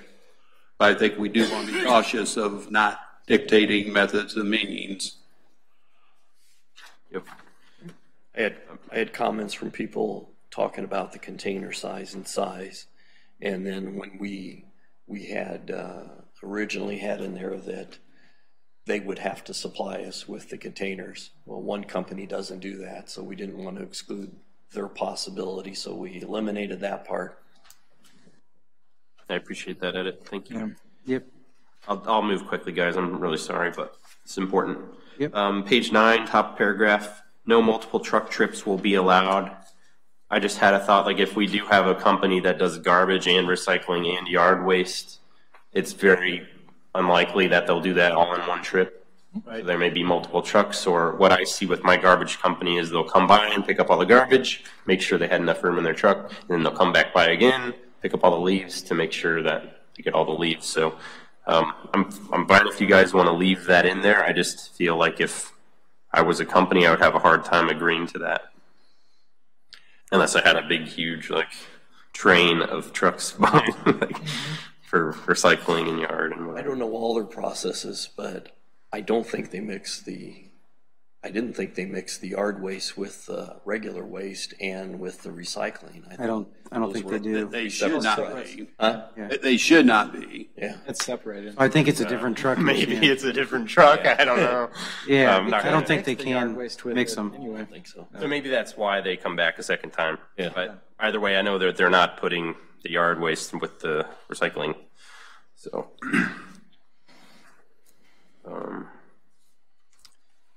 This one I mentioned last time too. Page 9, contractors, employees. There's a requirement that the company has to provide a list of all of their employees. There may be a good reason for that. I don't know the reason. What was your reason behind that? Should we strike that? Are we making sure there are no terrorists that work there? No. Usually a federal requirement. I think we could just simply strike it out if you guys agree. It just, again, I'll read it. It says he shall furnish the village a current list of all employees with proper names and addresses. Is that to? So I'd like to Is just. that essentially to do a background check on a Pat? Is that what that list would be for, to do a background check on these people? I don't know that we would do I that had anyway. a different thought, but I don't think that was correct. So I've verified it with Vernon. So if you want that struck, that's fine. Well, I do tend to feel like there should be some security maintained by the contractor regardless, and I don't know if that's necessary or not, though. I mean, it it's necessary that they maintain some, what am I trying to say here? They should have some security protocols around their people that they need to prove to us that they're following. That's the way I see that. Because there is the opportunity for theft identity and that kind of stuff. And if the officers end up into some form of an investigation, they need to be able to find out who they're. Well, I think it's important too that we do have it in our database if these people happen to be, whatever, if they have committed, like you said, ID theft or burglary or whatever, that we know in our database here, in case there is an issue, then we have that information here in our police department. Yeah, maybe it's a good idea. I don't know that it's that detailed, but I think we need to know that the contractor's following some sort of security protocol. It does talk a bit about, that they need to be upstanding citizens and polite and respectful and in good shape and those other types of things, which I personally believe that's up to the vendor to provide. But one thing I don't So do we? Go ahead, Pat. Go ahead. I was going to say. I was going to say I just don't want us to maintain their list of people. Right. So let's strike. We should be doing. Let's strike the part where it says, "And he shall furnish the village a current list of all employees with proper names and addresses thereon." Or could it be that they shall provide it upon request? So, if all of a sudden there is an issue. I think it covers this, that if someone has trouble with one driver, or we get multiple calls on a route or something like that, that the guy's all over the road or the police pull him over for some reason or something like that, it puts the responsibility back on the company to take care of their employee and deal with it. Mm-hmm. How about available upon request of the village? The name of the employee. Yeah. Right. It says right there, the contractors to provide the name and contact phone information for 3 of the contractor's employees of supervisor capacity.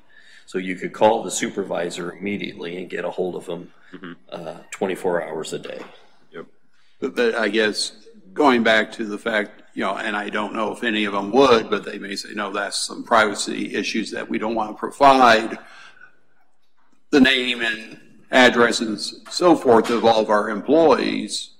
And I have no problem with them not supplying that unless it is requested. And it's going to change constantly, I'm guessing. So I think if the police department requests the name of an employee that was on a vehicle, I don't think they would turn it down. Do you? Yeah. So I think we're covered. Okay. But we'll take out the part where we ask them for a list. Could they, though? I mean, does it protect you in being able to make sure you can get the name if you need it? Without jumping through a bunch of hoops. We've never had a concern in the past with garbage companies, but I think if we was to call and ask, hey, who was driving or who's so-and-so, if we've ever done it, they provide that information. Okay. Because there's probably verbiage farther on down here that they were not helpful in trying to solve a problem with one of their employees. Right. And that could allow us to get out of the contract. They're not going to violate that. Okay. All right, Dewey?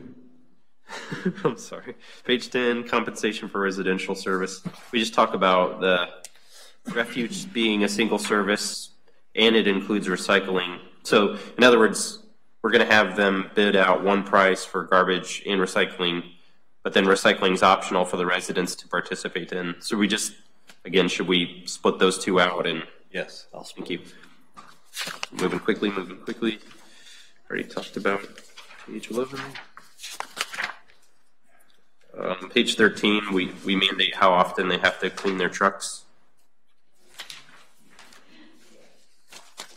I don't want anyone to think I like dirty garbage trucks, but I just don't know if these are reasonable estimates, or again, the truck has to be steam cleaned once a week and hosed down every day. I think that's a fair request. Only because they're picking up all the stuff that's leaking and dripping all over in their truck. Sure. Then they have to go to a dump, drive across other waste to get to a spot to be able to dump it out. And they may do more than that now. I really don't know. Do they have EPA guidelines? I would think that there's probably some process that when they leave the dump that they have to be sprayed down, but I don't know that for a fact. Well, this was in a previous one that I saw, and I thought that made sense. We can leave it in. I just didn't want to be too heavy-handed, with like us trying to control anything. And I could see definitely where they need to maintain their equipment so that if they are leaking, whether it's a hydraulic hose or they have a big hole, in their container, then yes, if those are not maintained properly, then those are banned from the village until they're taken care of. As far as cleanliness, yeah, the leaks and things, whether it be from the waste or from the truck, those are listed in the fines, and they have to clean everything up so quickly. Page 14, basis and method of payment. Just one thing is if the vendor bills the customer, and we're going to get involved in all the disputes. We all know that, we've talked about it, but I just want to state it again. I hate that we would get involved in those. So maybe we talk a little bit about how the billing works, but in particular with billing, I think there are some Chatham residents who, they're snowbirds or they maybe live in Florida for the winter. And I think that today they have the option to turn their garbage service off and not pay. I don't know if we wanted to make a provision in here that would allow for that, because there are actually some people that reached out to me and said, hey, don't forget about us, snowbirds. We don't want to pay for garbage all year round if we're not getting the service. So didn't know what you guys thought about that. We do have a number of snowbirds, so it would be. I don't mean to use that term. I don't think it's a negative one, but. Right. Just like you can suspend your mail and anything else. Correct. Yeah. Should have the ability to suspend service. Figure out where to put that in. Cool. One last item, and then I promise you I'll shut up. This is on page 18. I didn't know if we needed to call out on bid item number 1. Do we need a price for one garbage can per week, and then a price for a 2 garbage can per week, or 3 or 4? And then lastly, item number 6 is you have to bid all of the 5 items above per resident. And I didn't know how you wanted to handle number 5, because we're not exactly sure how many dumpsters we'll need. But if we define number 5, then they can do the math and back into number 6, if you know what I'm saying. Because we asked them to price out the dumpsters per dumpster, so it's $500 a dumpster. But we don't. I guess once again, would that be something that we'd want to break out separate, so that someone who doesn't really want to get into the day-to-day operations, but says, "Yeah, we'll bring out the dumpsters, we'll haul them away." To me, that's where you can take a look at the unit price and say, okay, they're $3,000 a dumpster. They're $3,500 per dumpster. It's going to remain the same whether you need 10 dumpsters or 20 dumpsters. Sure. No, and it's, I don't mean to cut you off. Go ahead. Number 5, it is called out separately. Okay. It's just that item number 6 says do everything. All together. So it's it's a variable number that we're asking them to calculate, which is. Well, it says price per dumpster. So like you said, if it's a $300 dumpster, put that there. And yeah, that goes in item 5, yes. Yeah. But you don't have to multiply it times 15, just put $300 down there. Right, for item 5. I agree. Item 6 is saying, give me garbage, give me recycling, give me yard waste, give me limb pickup, give me the 2 times a year dumpster thing, and then roll it all up into Terry's per unit price. That's all I'm saying, is if we don't tell them how many dumpsters we want, then they can't back into how much their cost is for item 5. And I assume we do have sort of a history built as far as how many dumpsters we typically. So we say we want 15 and we go with it. Earlier I asked for 15 dumpsters. Yep. So I would ask for that. Yep. I don't mean to, I'm not trying to be difficult. I hope you You know that, I'm just. And basically that unit price will remain the same whether we increase or decrease that quantity that's thrown out there. It was hard to come up with page 18. I know.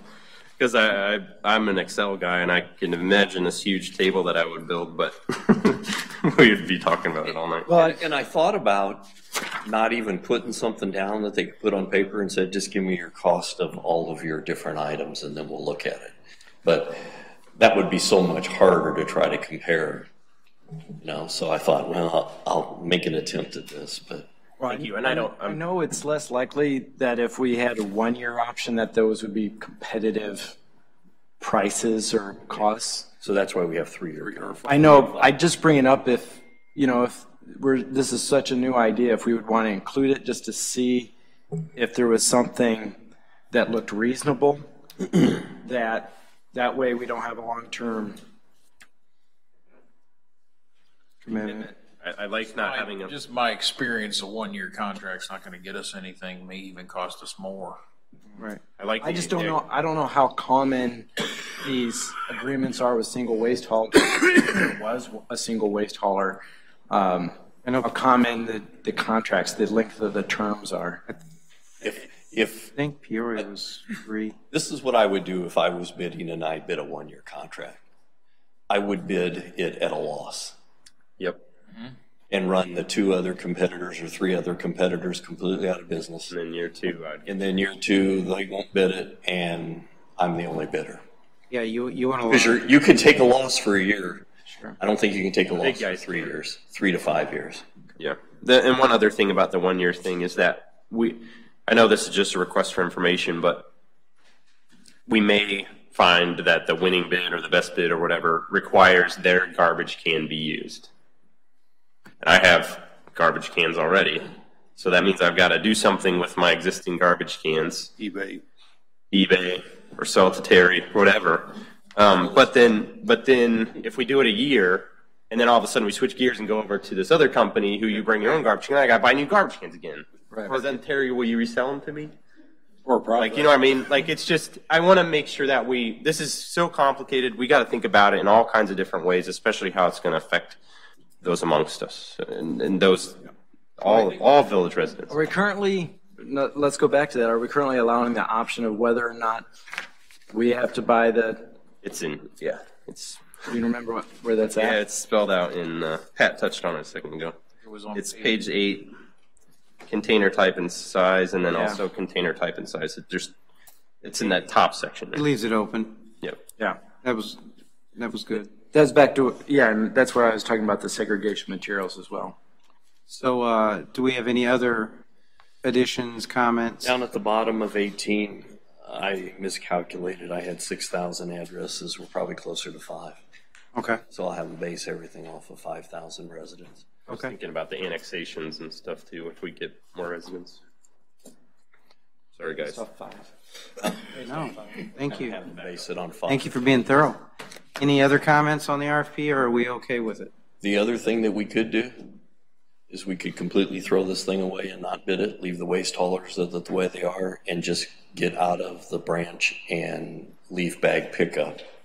That's my previous comments in previous meetings. Can we just pull out the leaf bag and branches as a completely separate RFP and move forward quicker with that? Well, I think after talking to a few people for branch pickup, none of the waste haulers will probably do that. They'll all probably go try to find somebody that's a tree trimming business or something like that. So if we decided to not pick up branches anymore, we could put on our webpage a place where people have contacted us and gave us their numbers and all their information and say, get a hold of us. The ones that I talked to said what they would probably do, even if they got this contract along with one of the waste haulers, they would come out, look at the pile in front of your house, give you a quote, and said, I can pick it all up tomorrow. And if you want me to take the rest of that tree down, this is the price for it. Mm-hmm. And they said that's what they would do with each one. The thing that a lot of them asked, will we be able to use the village back area as a dump to dump all this stuff?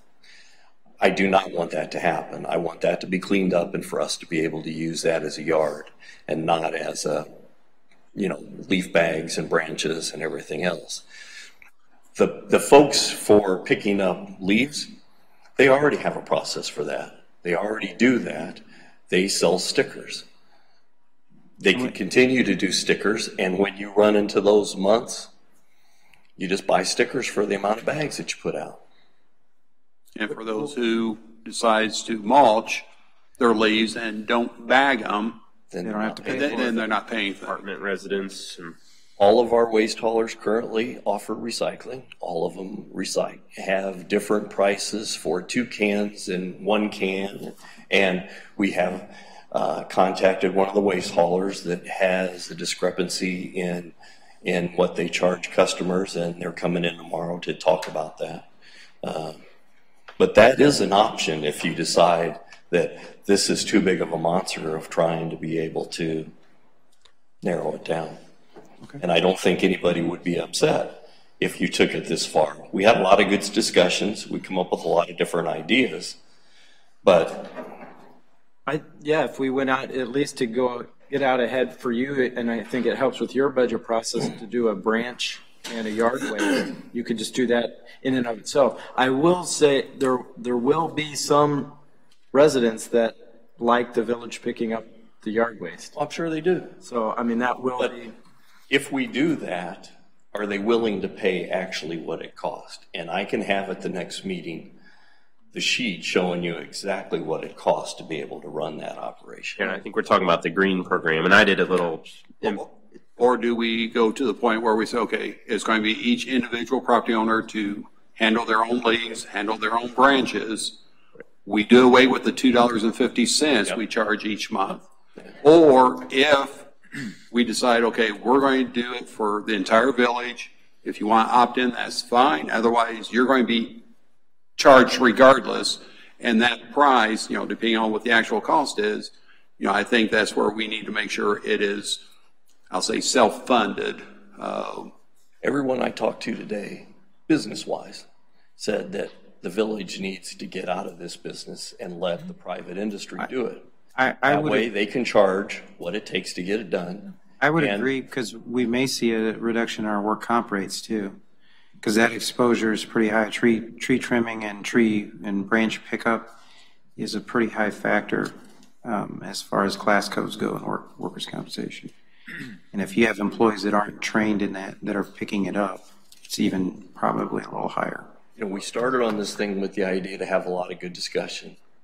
We've had a lot of meetings and a lot of good discussion.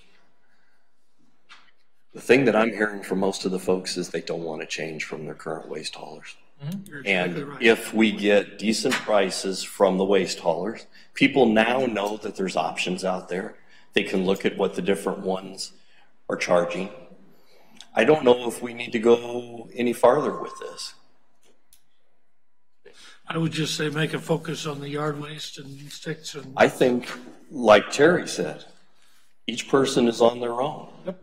The stickers are available for people to buy stickers. Yep. And if you want branches removed, we'll trans into that. We'll work our way to the point where everybody knows that, we're not going to go out and fine everybody. We'll send them a notice and say, here are 5 approved people that you can contact to remove these branches. Or if you know someone else. Yeah. We want to approve or put anything forth liability-wise, though? We don't have to. We don't even have to say they're approved. These are people that will pick up branches. They've contacted us. You can call these numbers. We're not recommending any one over any other one. But do we have to be careful on that, Jeff? Yeah, I don't think you'd want to say they're approved, just providing a list of companies that provide the service. But if we leave somebody off the list, they can contact me and I can add them at any time. We kind of have that now. Right. Right. But I think the other thing we do want to be cautious of, and we may want to make sure our ordinances does cover it well. Yes, I'm not looking to go out there and fine people, but if that pile of branches have been out there for 2 or 3 months, okay, it's time for you to get it removed, or does the village have a means to remove it and then back charge the homeowner? So I think we want to be cautious of that also. What I think, one thing too, and I don't know if a lot of residents don't know about it, but they can burn their sticks. I mean, and a lot of people may not know that. So I don't know, and I know it's on our website, I'm sure, but is there any, I mean, way to put it like in Wednesday neon through lights? Saturday, from dusk to dawn, or from Dawn dawn to to dusk, and the winds have to be down below a certain. I think 10 miles per hour. Yeah, because you don't want it, you know, to catch it, your backyard on fire, your house, your trees. So never. Or when did we always have? Yeah. Not during the winter. This winter. So let me just try to summarize this, since we went through Dewey's changes, but it sounds like we've changed on the changes, which is fine. As a consensus as a board, do we want to just drop the RFP and look at, explore at, have the next discussion be just stop the $2.50 fee and everybody's responsible for their own stuff? Yes. I think we need to have that discussion in detail, yes. All right. You just say it again. So drop issuing the RFP and just switch the discussion to getting out of the leaf and branch and limb and all that stuff pickup, and give back the $2.50 to the residents. Or not charge them and going. Yeah, not charge them going forward. Yeah, not give back, not charge them going forward. You're right. Careful.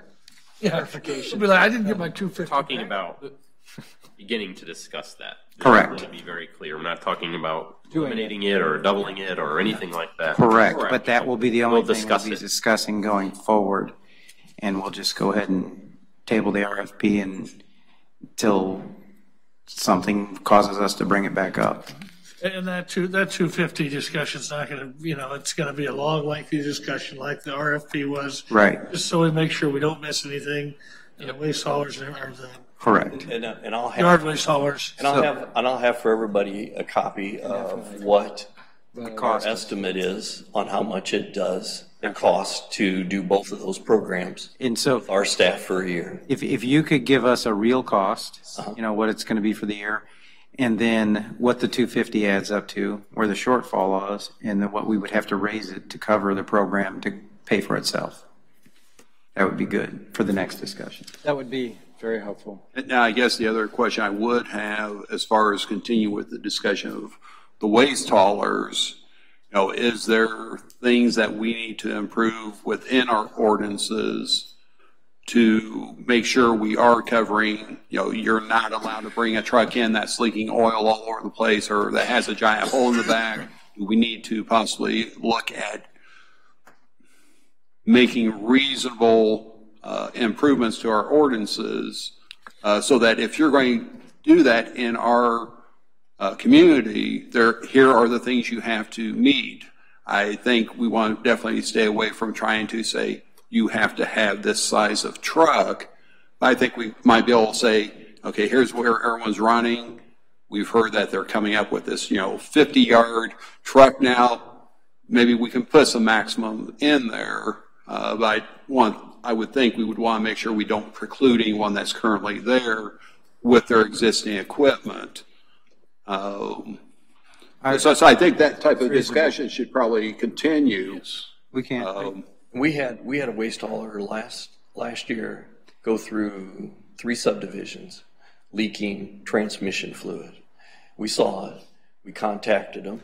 And they came out and fixed it. They hired a company to come out and power wash those 3 streets off and get all the grease and all the transmission fluid off of it. I asked them, I said, if you see an empty lot there, why didn't you pull over, put something underneath of it instead of continue driving? The thing's flashing that it's losing I said, that's the thing that bothers me, is that you have a driver and he ignored his flashing light, that he's losing transmission fluid or hydraulic fluid, and just continues to drive. Well, I think to the original point of the conversation, though, about the infrastructure, I also think we need to have a say in their routes. Yeah. Have they filed their routes? I would like to, they do not. I would like to, let's look at it in strengthening our rules around what I would assume would be a franchising agreement with the 3 current carriers that we have. strengthening those rules and having a say in the routes for infrastructure wear and tear, along with the cleanliness of their vehicles and not dumping, hydraulic fluid all over the place. So those types of things I think we really need to look at. I've heard from some people, they did appreciate as part of this discussion, just the aesthetics come with trash pickup. So like the one benefit from single waste hauling is that you would have the trash just all one day a week. I don't know if these routes we could say we could get to an organized process where they would all pick up in a neighborhood on that one particular day. Yeah. So they get their choice, but it's only, they're all coming, on Tuesday or whatever in whatever that section would be. I think that'd be definitely a fair discussion to have. And I don't think it would necessarily be unreasonable. I believe Lake Area said they do about half of the number of customers within Chatham. Well, if we're at 5,000, they do. I thought they were 60%. Yeah, I thought they were at like 2,700 or something in that mind. So, if they're saying, in order for us to do that amount of work, we are required to come into the village 3 days a week. Right. So then we say, okay, we're going to Tuesday, Wednesday, Thursday, Monday, Wednesday, Friday, whatever the case may be. But I think that's definitely a valid discussion point. All right. I mean, you've got the two, Lake Area has about half, Republic has about half, and Waste Management has a few. So they're going to lead that discussion. Again, the consensus is drop the RFP. So Pat, go ahead and make Dewey's changes and then throw it away. Thanks for all your work. You for your hard work on Yeah. this, Pat. And Dewey's extensive. Yeah, anybody want this? And then I would like it. And then Just in case. I'll give it to you. Yeah. And then I tried to stop this I would early like on. to keep it just in case it ever Tried to came up save you. again. I understand. And then we will move forward with discussions on the leaf, branch, limb pickup and going forward, not charging the I have copies of all the current rules that we have with them. Perfect. And everything. And the cost and stuff. Yeah. That's awesome. All right. New business. Ordinance prohibiting the use of groundwater as potable water supply by the installation or use of potable water supply wells or by any other method.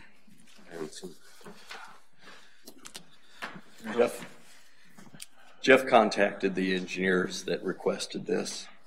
They sent it to us probably months ago, and we didn't do anything with it. They called us again the other day.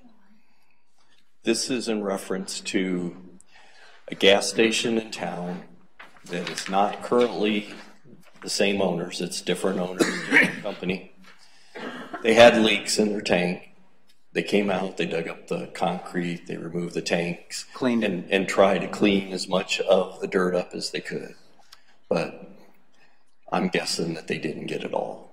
And part of the remediation of that is if we don't allow potable water wells to be drilled in Chatham, then if there is any petroleums in the ground from that site, it won't affect anybody's drinking water. Okay. Pretty much. Yeah, I think that's a pretty good summary. These are not uncommon with remediation from the state that they'll ask you to come along and adopt one of these ordinances. Usually you can't just drill a well in your backyard and use that as a potable water supply anyway. It's usually not a big ask on the part of the municipality.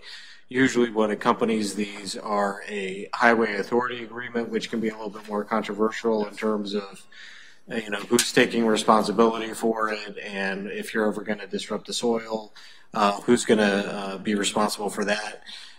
They are not asking us for a highway authority agreement because this is along Route 4, so that'll be with the state.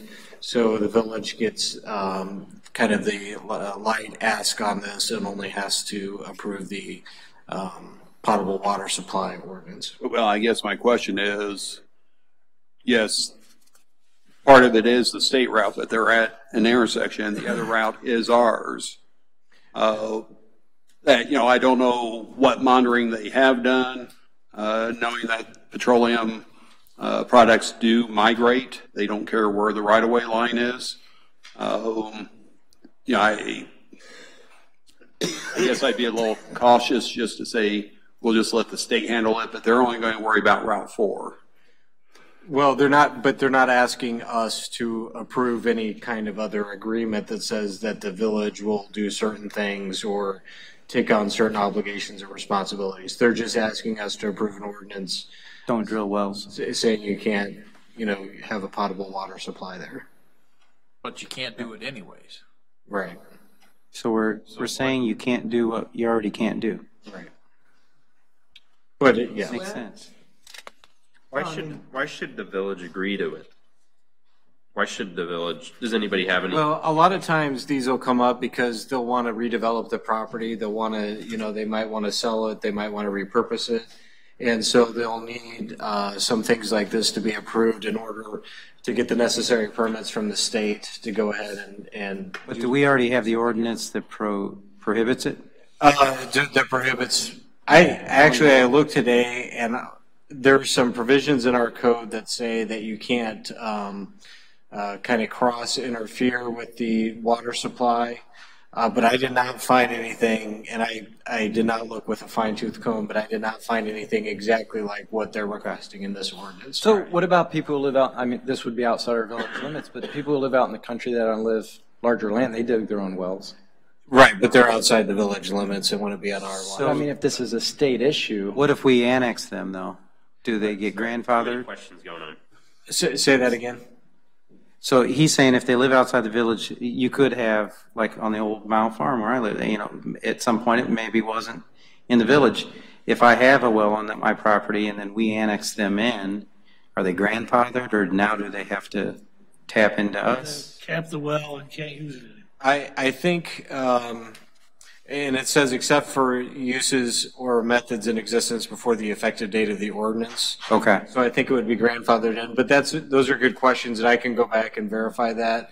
And that's part of what we wanted to do with bringing this to you at the committee of the whole is make sure we know what all the questions are so we can answer those. Well, sure. And at this point, are we talking just this one specific location or are we looking at the entire village? I think it's the entire village.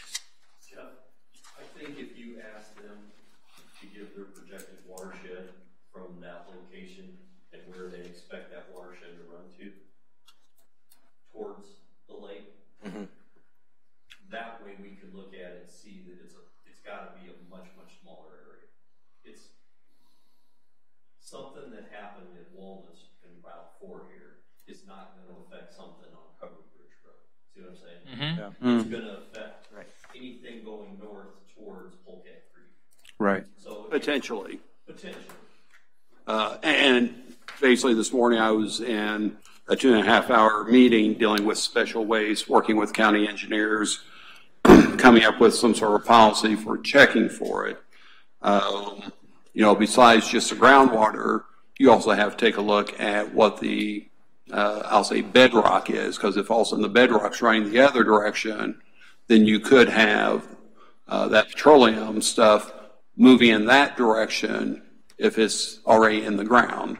But I also noticed that, they're recommending, I think 600 feet in all directions.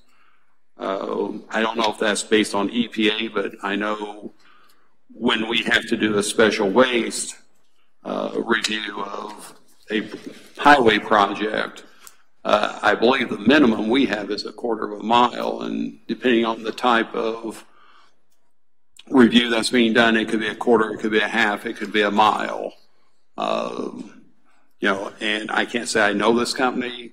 I'm assuming they're reputable, but I'd be a little leery of the 600 feet, unless they can clearly point here in the EPA regulations, it does allow 600 feet. Or if they have some other study saying, yes, based on everything we're finding, we do not see this migrating more than 600 feet.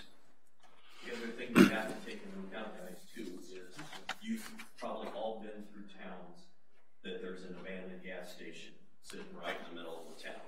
That nobody wants to buy it, nobody wants to take it on because there's fuel in it. You got to clean it up. If that's one on our most prominent corners. If for some reason we don't do this and they can't ever sell that and they decide to go out of business, years and years and years. So you have to look at the risk, and you also have to look at the other side. Yeah, here's go ahead, Paul. I guess my concern is if we would have property owners who would want to dig their own well. I mean, so is that allowed currently? As I was saying, I wasn't able to find an express provision on that, but I can imagine you would. One, because I think you have requirements in the code that say you've got to connect to the water system and you've got to buy, your water from the village. But I can't imagine there are many communities that just allow you to dig a well and use that as potable water supply. Now, I'm not exactly sure on this, but I think EPA would have to give an okay on any new wells. Yeah, sure. I don't think they would give a permit for a well in a municipal area that already has a potable water system. But we can find that out. Now, here's a question. How would this impact those properties that are zoned P and Z? I'm sorry? Those properties zoned P and Z, how would this impact those properties zoned like that? That's why I asked Jeff to come up with if they have an idea on where this watershed is, because if it's at the corner of Route 4 and Walnut Street and moving just the terrain of the land towards the northeast, I don't think it would affect any of the properties that we have in the village that are currently zone P or Z. That's why it would be nice if they were narrow. And if they're narrowing it down to 600 feet in each direction, well, I know we don't have any P or Z in 600 feet circle around that corner. So, And if that's the case, couldn't we just adopt an ordinance to prevent any wells going in within 600 feet of any gas station in our city limits? We could that it really matters, because you really can't do it anyways. That's what I don't understand about this whole thing. Why they're wanting us to act on something that you can't do anyway. In my words, it's more of a bureaucratic thing. I've had communities where they even have ordinances on the in their book saying you can't do this, and they will still make you pass and approve a special ordinance, and they want their special language, their map, that type of thing that's in there. So these are just all part of the requirements in trying to get approval from the EPA not to do a remediation of the site, essentially, which is what I assume is going on here. And so really this is just one of the documents that's necessary for this company and for their engineer who they've hired to help them through this process to get that approval, I'm assuming, from the IEPA. So essentially it's more government red tape in a way. Well, I say that, but also, I mean, it truly is. My assumption is they don't want to remediate the spill, the contamination that's referenced. And so this is part of the process of them getting government approval not to go in there and clean up the site. So if the village is all right with, and I think we need to get some comfort level and get some more information on where exactly the spill is and what the watershed is. But if the village is okay with them not going in there and cleaning up the site, then this is one of the documents that would need to be approved. Now, if you're not okay, I would say that doesn't necessarily, and you don't want to approve this ordinance, that doesn't necessarily mean they're going to go in there and clean it up. That's just, it's going to, I think. I guess that's my second question, is if they're asking us to pass an ordinance to cover their rear end, which is not our problem, right? If they've got a leak, I want to know which way it's at, and that's not our problem. And it's not up to us to fix their problem. Well, I understand that. I'm just saying, I just don't want to be I don't want us covering up for somebody else's mistake. Are we taking on their liability? No. Not necessarily. Under federal, and I forget the actual, it's CERCLA. I forget exactly what it stands for, but once again, this was discussion this morning with county engineers. There are 3 potential areas that you're either an innocent landowner, a contiguous property owner, or a bona fide something, but you have to go through a process looking at the environmental site assessment to be able to claim that protection under CERCLA. And Jim, as a fellow engineer, what do you guys, I'm assuming you do probably maybe a little bit more as far as working with site cleanups or issues like this with M&T, or maybe not? Really don't get into the remediation end. Okay. It's more of a specialty, something like an Andrews engineer or something like that, specialized in cleanups, the monitoring phase 1 pieces. Okay. What usually happens is they'll hire an environmental engineer to come out and assess the site. They'll turn around and put a plan together knowing full well that there's a leak in that tank, okay? So they have to get that plan approved by the EPA before they even go out and do anything. So then the EPA looks at that plan and says, all right, this is your plan to go and take the tank out, and in your plan, you dug down 12 feet and you removed all the soil underneath of the tank for 12 feet, okay? They do all that. They take samples, they still have fuel in it, okay? Their plan originally was to go down 12 feet. If you go down much farther than that, well, now you're going to lose the building, and everything else. So they stop and they reassess. Usually then they'll put in monitoring wells and they'll drill down maybe 20 to 25 feet and look on a regular basis of going out and sampling that well and see if there's any petroleums in the water in that well. When it finally shows up that there's no petroleums in it, they might be able to declare that the site's clean. If it always has petroleum in it, well, then there's two things that you think there. One, it's not migrating away from the site, it's staying close to where the monitoring well is, which is right on the property. Or two, there was a lot of leaks over a long, long period of time. That were never reported. And that would be in the report. But it's not like they just decided to go out there on their own, dig the thing out of the ground. They have to follow all the rules and regulations. At that point, now they're trying to get to the point where they can say, we're done, everything is okay. And the state just wants to make sure if they're not going to require further remediation, that nobody is digging wells and drinking that water there, because obviously there wasn't further remediation done. And to your question, Trustee Mann, and this is a common question when these topics come up, well, why should we do this? And I think the answer really is, and if you agree or disagree with this answer, but the answer that I think most boards come up with is, well, and it's just like Pat said, do you want to allow the property to be redeveloped or reused in another purpose? Right. In my experience, when I've had these come across, that's really what it comes down to, is that's your rationale for doing it, is to allow it to be repurposed. Yeah, I see both sides of the argument here. I guess I just want all the information, right? Yeah. This isn't even, yes. I don't think this is even half of the information we need to make any kind of an educated decision on. So we can get some more information and bring this back to the board, and appreciate the questions. And if you come up with other questions, and as we just handed this out tonight, do feel free to reach out to Pat or I, and we'll get those in the queue too, and make sure we get that information answered. All right, thank you. All right, next, CMT engineering updates.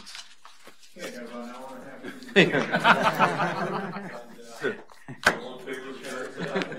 Give us the Cliff Notes version, Jeff. Cliff Notes. Not a lot going on. A couple of items.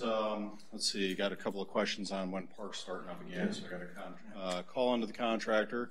We had 2 nice days now in a row, so everyone's anxious to start paving. But I'm going to guess that's going to be in sometime in April. Is more than likely when the plants fire up, and we have a good stretch of warm weather. As we talked about before, when we closed the project last year, we need 5 good consecutive days to get it done. So we're probably looking at that kind of stretch of weather before we start back up again. Let's see, other ones. Glendale 4, we're done. Plat, thank you for approving that. That all went good, and contractor went real well on that. Developer was very cooperative, so all in all, a good project. Plus, we got the other section of Grove Street fixed as part of that project. They made good on their promise to repair the roadway. So A couple of punch list items yet to take care of in the spring, but well on its way and a very good development. Let's see what else we got. Work with the village on a couple of projects. Doing some programming type estimating for a couple of water main projects here. One is Mulberry here. We've seen a lot of water main breaks along Mulberry, so Water Department has asked us to pull together some estimates in terms of engineering, cost estimates to do those projects for budgeting. Then also looking at the water main along Route 4. That's been a perennial problem. Is the Mulberry main the one that just broke out here by the? Broke 3 times. this winter. It's an old 6-inch. There's very few people that's hooked up to it. It goes underneath the tracks. This building and RP Lumber. RP Lumber, and or I'm sorry, it wasn't this building. It was RP Lumber and the train depot were hooked up to it. And we think that we can bring the 6 from Walnut Street down and run it in front of RP Lumber, connect it to the next street down there, and then that would supply water on that side, and then we'll bring a 6 from Walnut Street down along here and connect it to this up front. Put new in across here and run it across Route 4. And then we've got. And stay off railroad right away, correct? Correct. We would abandon the one that's underneath the railroad. So just looking at that from a programming planning standpoint, pulling together some cost estimates, engineering, permitting, so forth, and look at that as a potential project. Another one, the Water Department asked that we circle back around on the flushing program, update the plans for the first section of flushing. If you remember, the village is divvied up into 3 distinct zones, one coming from the ground storage tank back over to the elevated tank, and then out from there, and then 2 other additional zones. So it's been a few years since we've gone through the initial flushing. So going through again and cycling through on a 1 zone or 1/3 per year as we continue on, and then that'll just be an annual maintenance program, taken on by the Water Department. But as we found out originally, that there were a lot of connections that were estimated and wrong from the original mapping. A lot of valves closed, a lot of data associated with that. So updating that, rerunning the numbers, and then putting the plan out to the village. At this point, do we think we pretty much have, or is there really any way to know, but the valves that were closed, do we think we have them all open now? The entire system was gone through with the first good. Program. And Pat, correct me, you guys did come up with a new method so that when you do close that valve, it's basically going to be reopened. So they've changed their operating procedures on that. 5 guys on the water crew all showing up at one time and each walking off in a separate direction with a wrench and then turning off every valve that they see and then not remembering which ones they turned off. Yeah. That way anymore. And even with new subdivisions that are phased, one of the requirements that we opted in was at the end or completion of the subdivision, the contractor in the village will have the valves operate and make sure they're in operation condition, and then make sure that they're open or closed, whatever they need to be. But it's not just, okay, well, development's done. Where you left it was good, quarter turn, cracks, something like that. So they're all either opened or closed fully as part of that process. So let's see, last one, MFT, working with the village in terms of closeout of last year's program with that. And by the time we get to the next meeting here, we'll have a presentation for the next year's MFT program. It'll be lighter than previous years just for the fact that the amount of work that we did last year and then that carrying over into this year. Probably doing some sort of a slurry type project, see how that works. Looking at maybe picking a subdivision, but there probably won't be a grand scale project this year other than the completion of Park Avenue. I had managing our expectations. I did have. The patching program that we're doing on where every time, then once those are all repaired, then once that's done, we would come back and then look at doing a thin overlay over the top, which is a nice smooth driving surface. So everything being repaired. The question I had, so I had seen, I really hate potholes, so I've been looking at different, things out there, and I saw this, this guy had like a bag of plastic, I don't know if they were chips or pieces, and they'd fill that hole with those, and they'd use one of those propane flamethrowers and melt it and, do that until they fill the hole. Now, is that very effective, or have you used anything like that, or? I have not. That's right now, night. It- That is reimbursable for. Well, plus, I know there's a couple different things out there. I've gone to some of those demonstrations. Some of them, you go, okay, we've been here 3 hours. You haven't filled up the pothole yet. And in some cases, it just gets to the point where you go, okay, it's just not financially feasible to be paying, 3 or 4 times that cost. But I do believe there are proper ways of doing more than just throw and go on pothole patching. Sometimes that may be the only way. I know at one time, I think the village had a Durapatcher or something similar to that. Do we still have that? Okay. That's the hot patch box, right, that they drive you. Okay. Thank you. Thank you. Village manager update? Nothing. Utility Oversight Commission discussion? Freed up, no RFP. We haven't met, so we were updated last time. We'll meet again April 8th. There was something you wanted for the next meeting, though. If we could get Lee there or him to provide us something, just showing what the rates, an analysis of the rates, what they're going to be going forward and look like. The projected. The projected. And for that too, to check on, and that may be something though. Chloramine. Chloramines and the definite, if it's happened yet. Right. Okay, because I know we said soon 2 weeks ago or however long ago, but I didn't know if it is. So maybe if we could get an update on that too, Pat. The one thing good about having Bill out there is that he sees what's going on and stuff. And I think me and Jim both were like, when is the chloramine going to happen? When's the chloramine going to happen? And luckily for us, we do have Bill out there. Yeah. And he's like, you do not want to start the chloramines Until you're ready. You know exactly what we're doing. And just today, the new guy that's going to be the plant manager started. And then they have another guy online. So that would give them 3 employees. When they get out there and they decide to go to the chloramines and stuff, they'll get 3 guys there, and Bill and probably the guy from Eco, and they'll all be able to see what's going on and make sure everything works properly. And I wish it would happen sooner. I think it will happen before it warms up, and we have to worry about getting water from another supplier is a backup. But all right. I don't want them to rush to do something that we'll regret. Oh, exactly. And everybody back here goes, "Oh my God, this tastes terrible," or "What this or that." Yeah. Do it right. Just do it right. All right. Thank you. ADA Transition Plan Committee update? There was no meeting, and it appears that there may not be any meeting this coming next Tuesday.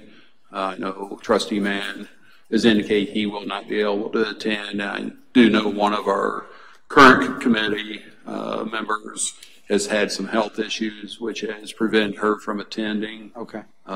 So we would not have a quorum. That's why we do have another lady who is interested in joining, which will definitely help with that.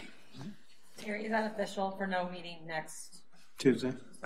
Or is it still up? Still up in the air. Public Property and Recreation Committee discussion? Yeah, talk about some the basketball courts at J.C. Park. The lighting was improved there as well as the playground. And then they also expanded that parking lot a little bit, I think, near the water tower. And then just that the bathroom is going to be painted when the weather warms up. That was the bulk of it. All right, good. Public comments on village business. Committee of the whole. Oh, sorry. We've got a. What? You'd like to speak? Go ahead, sir.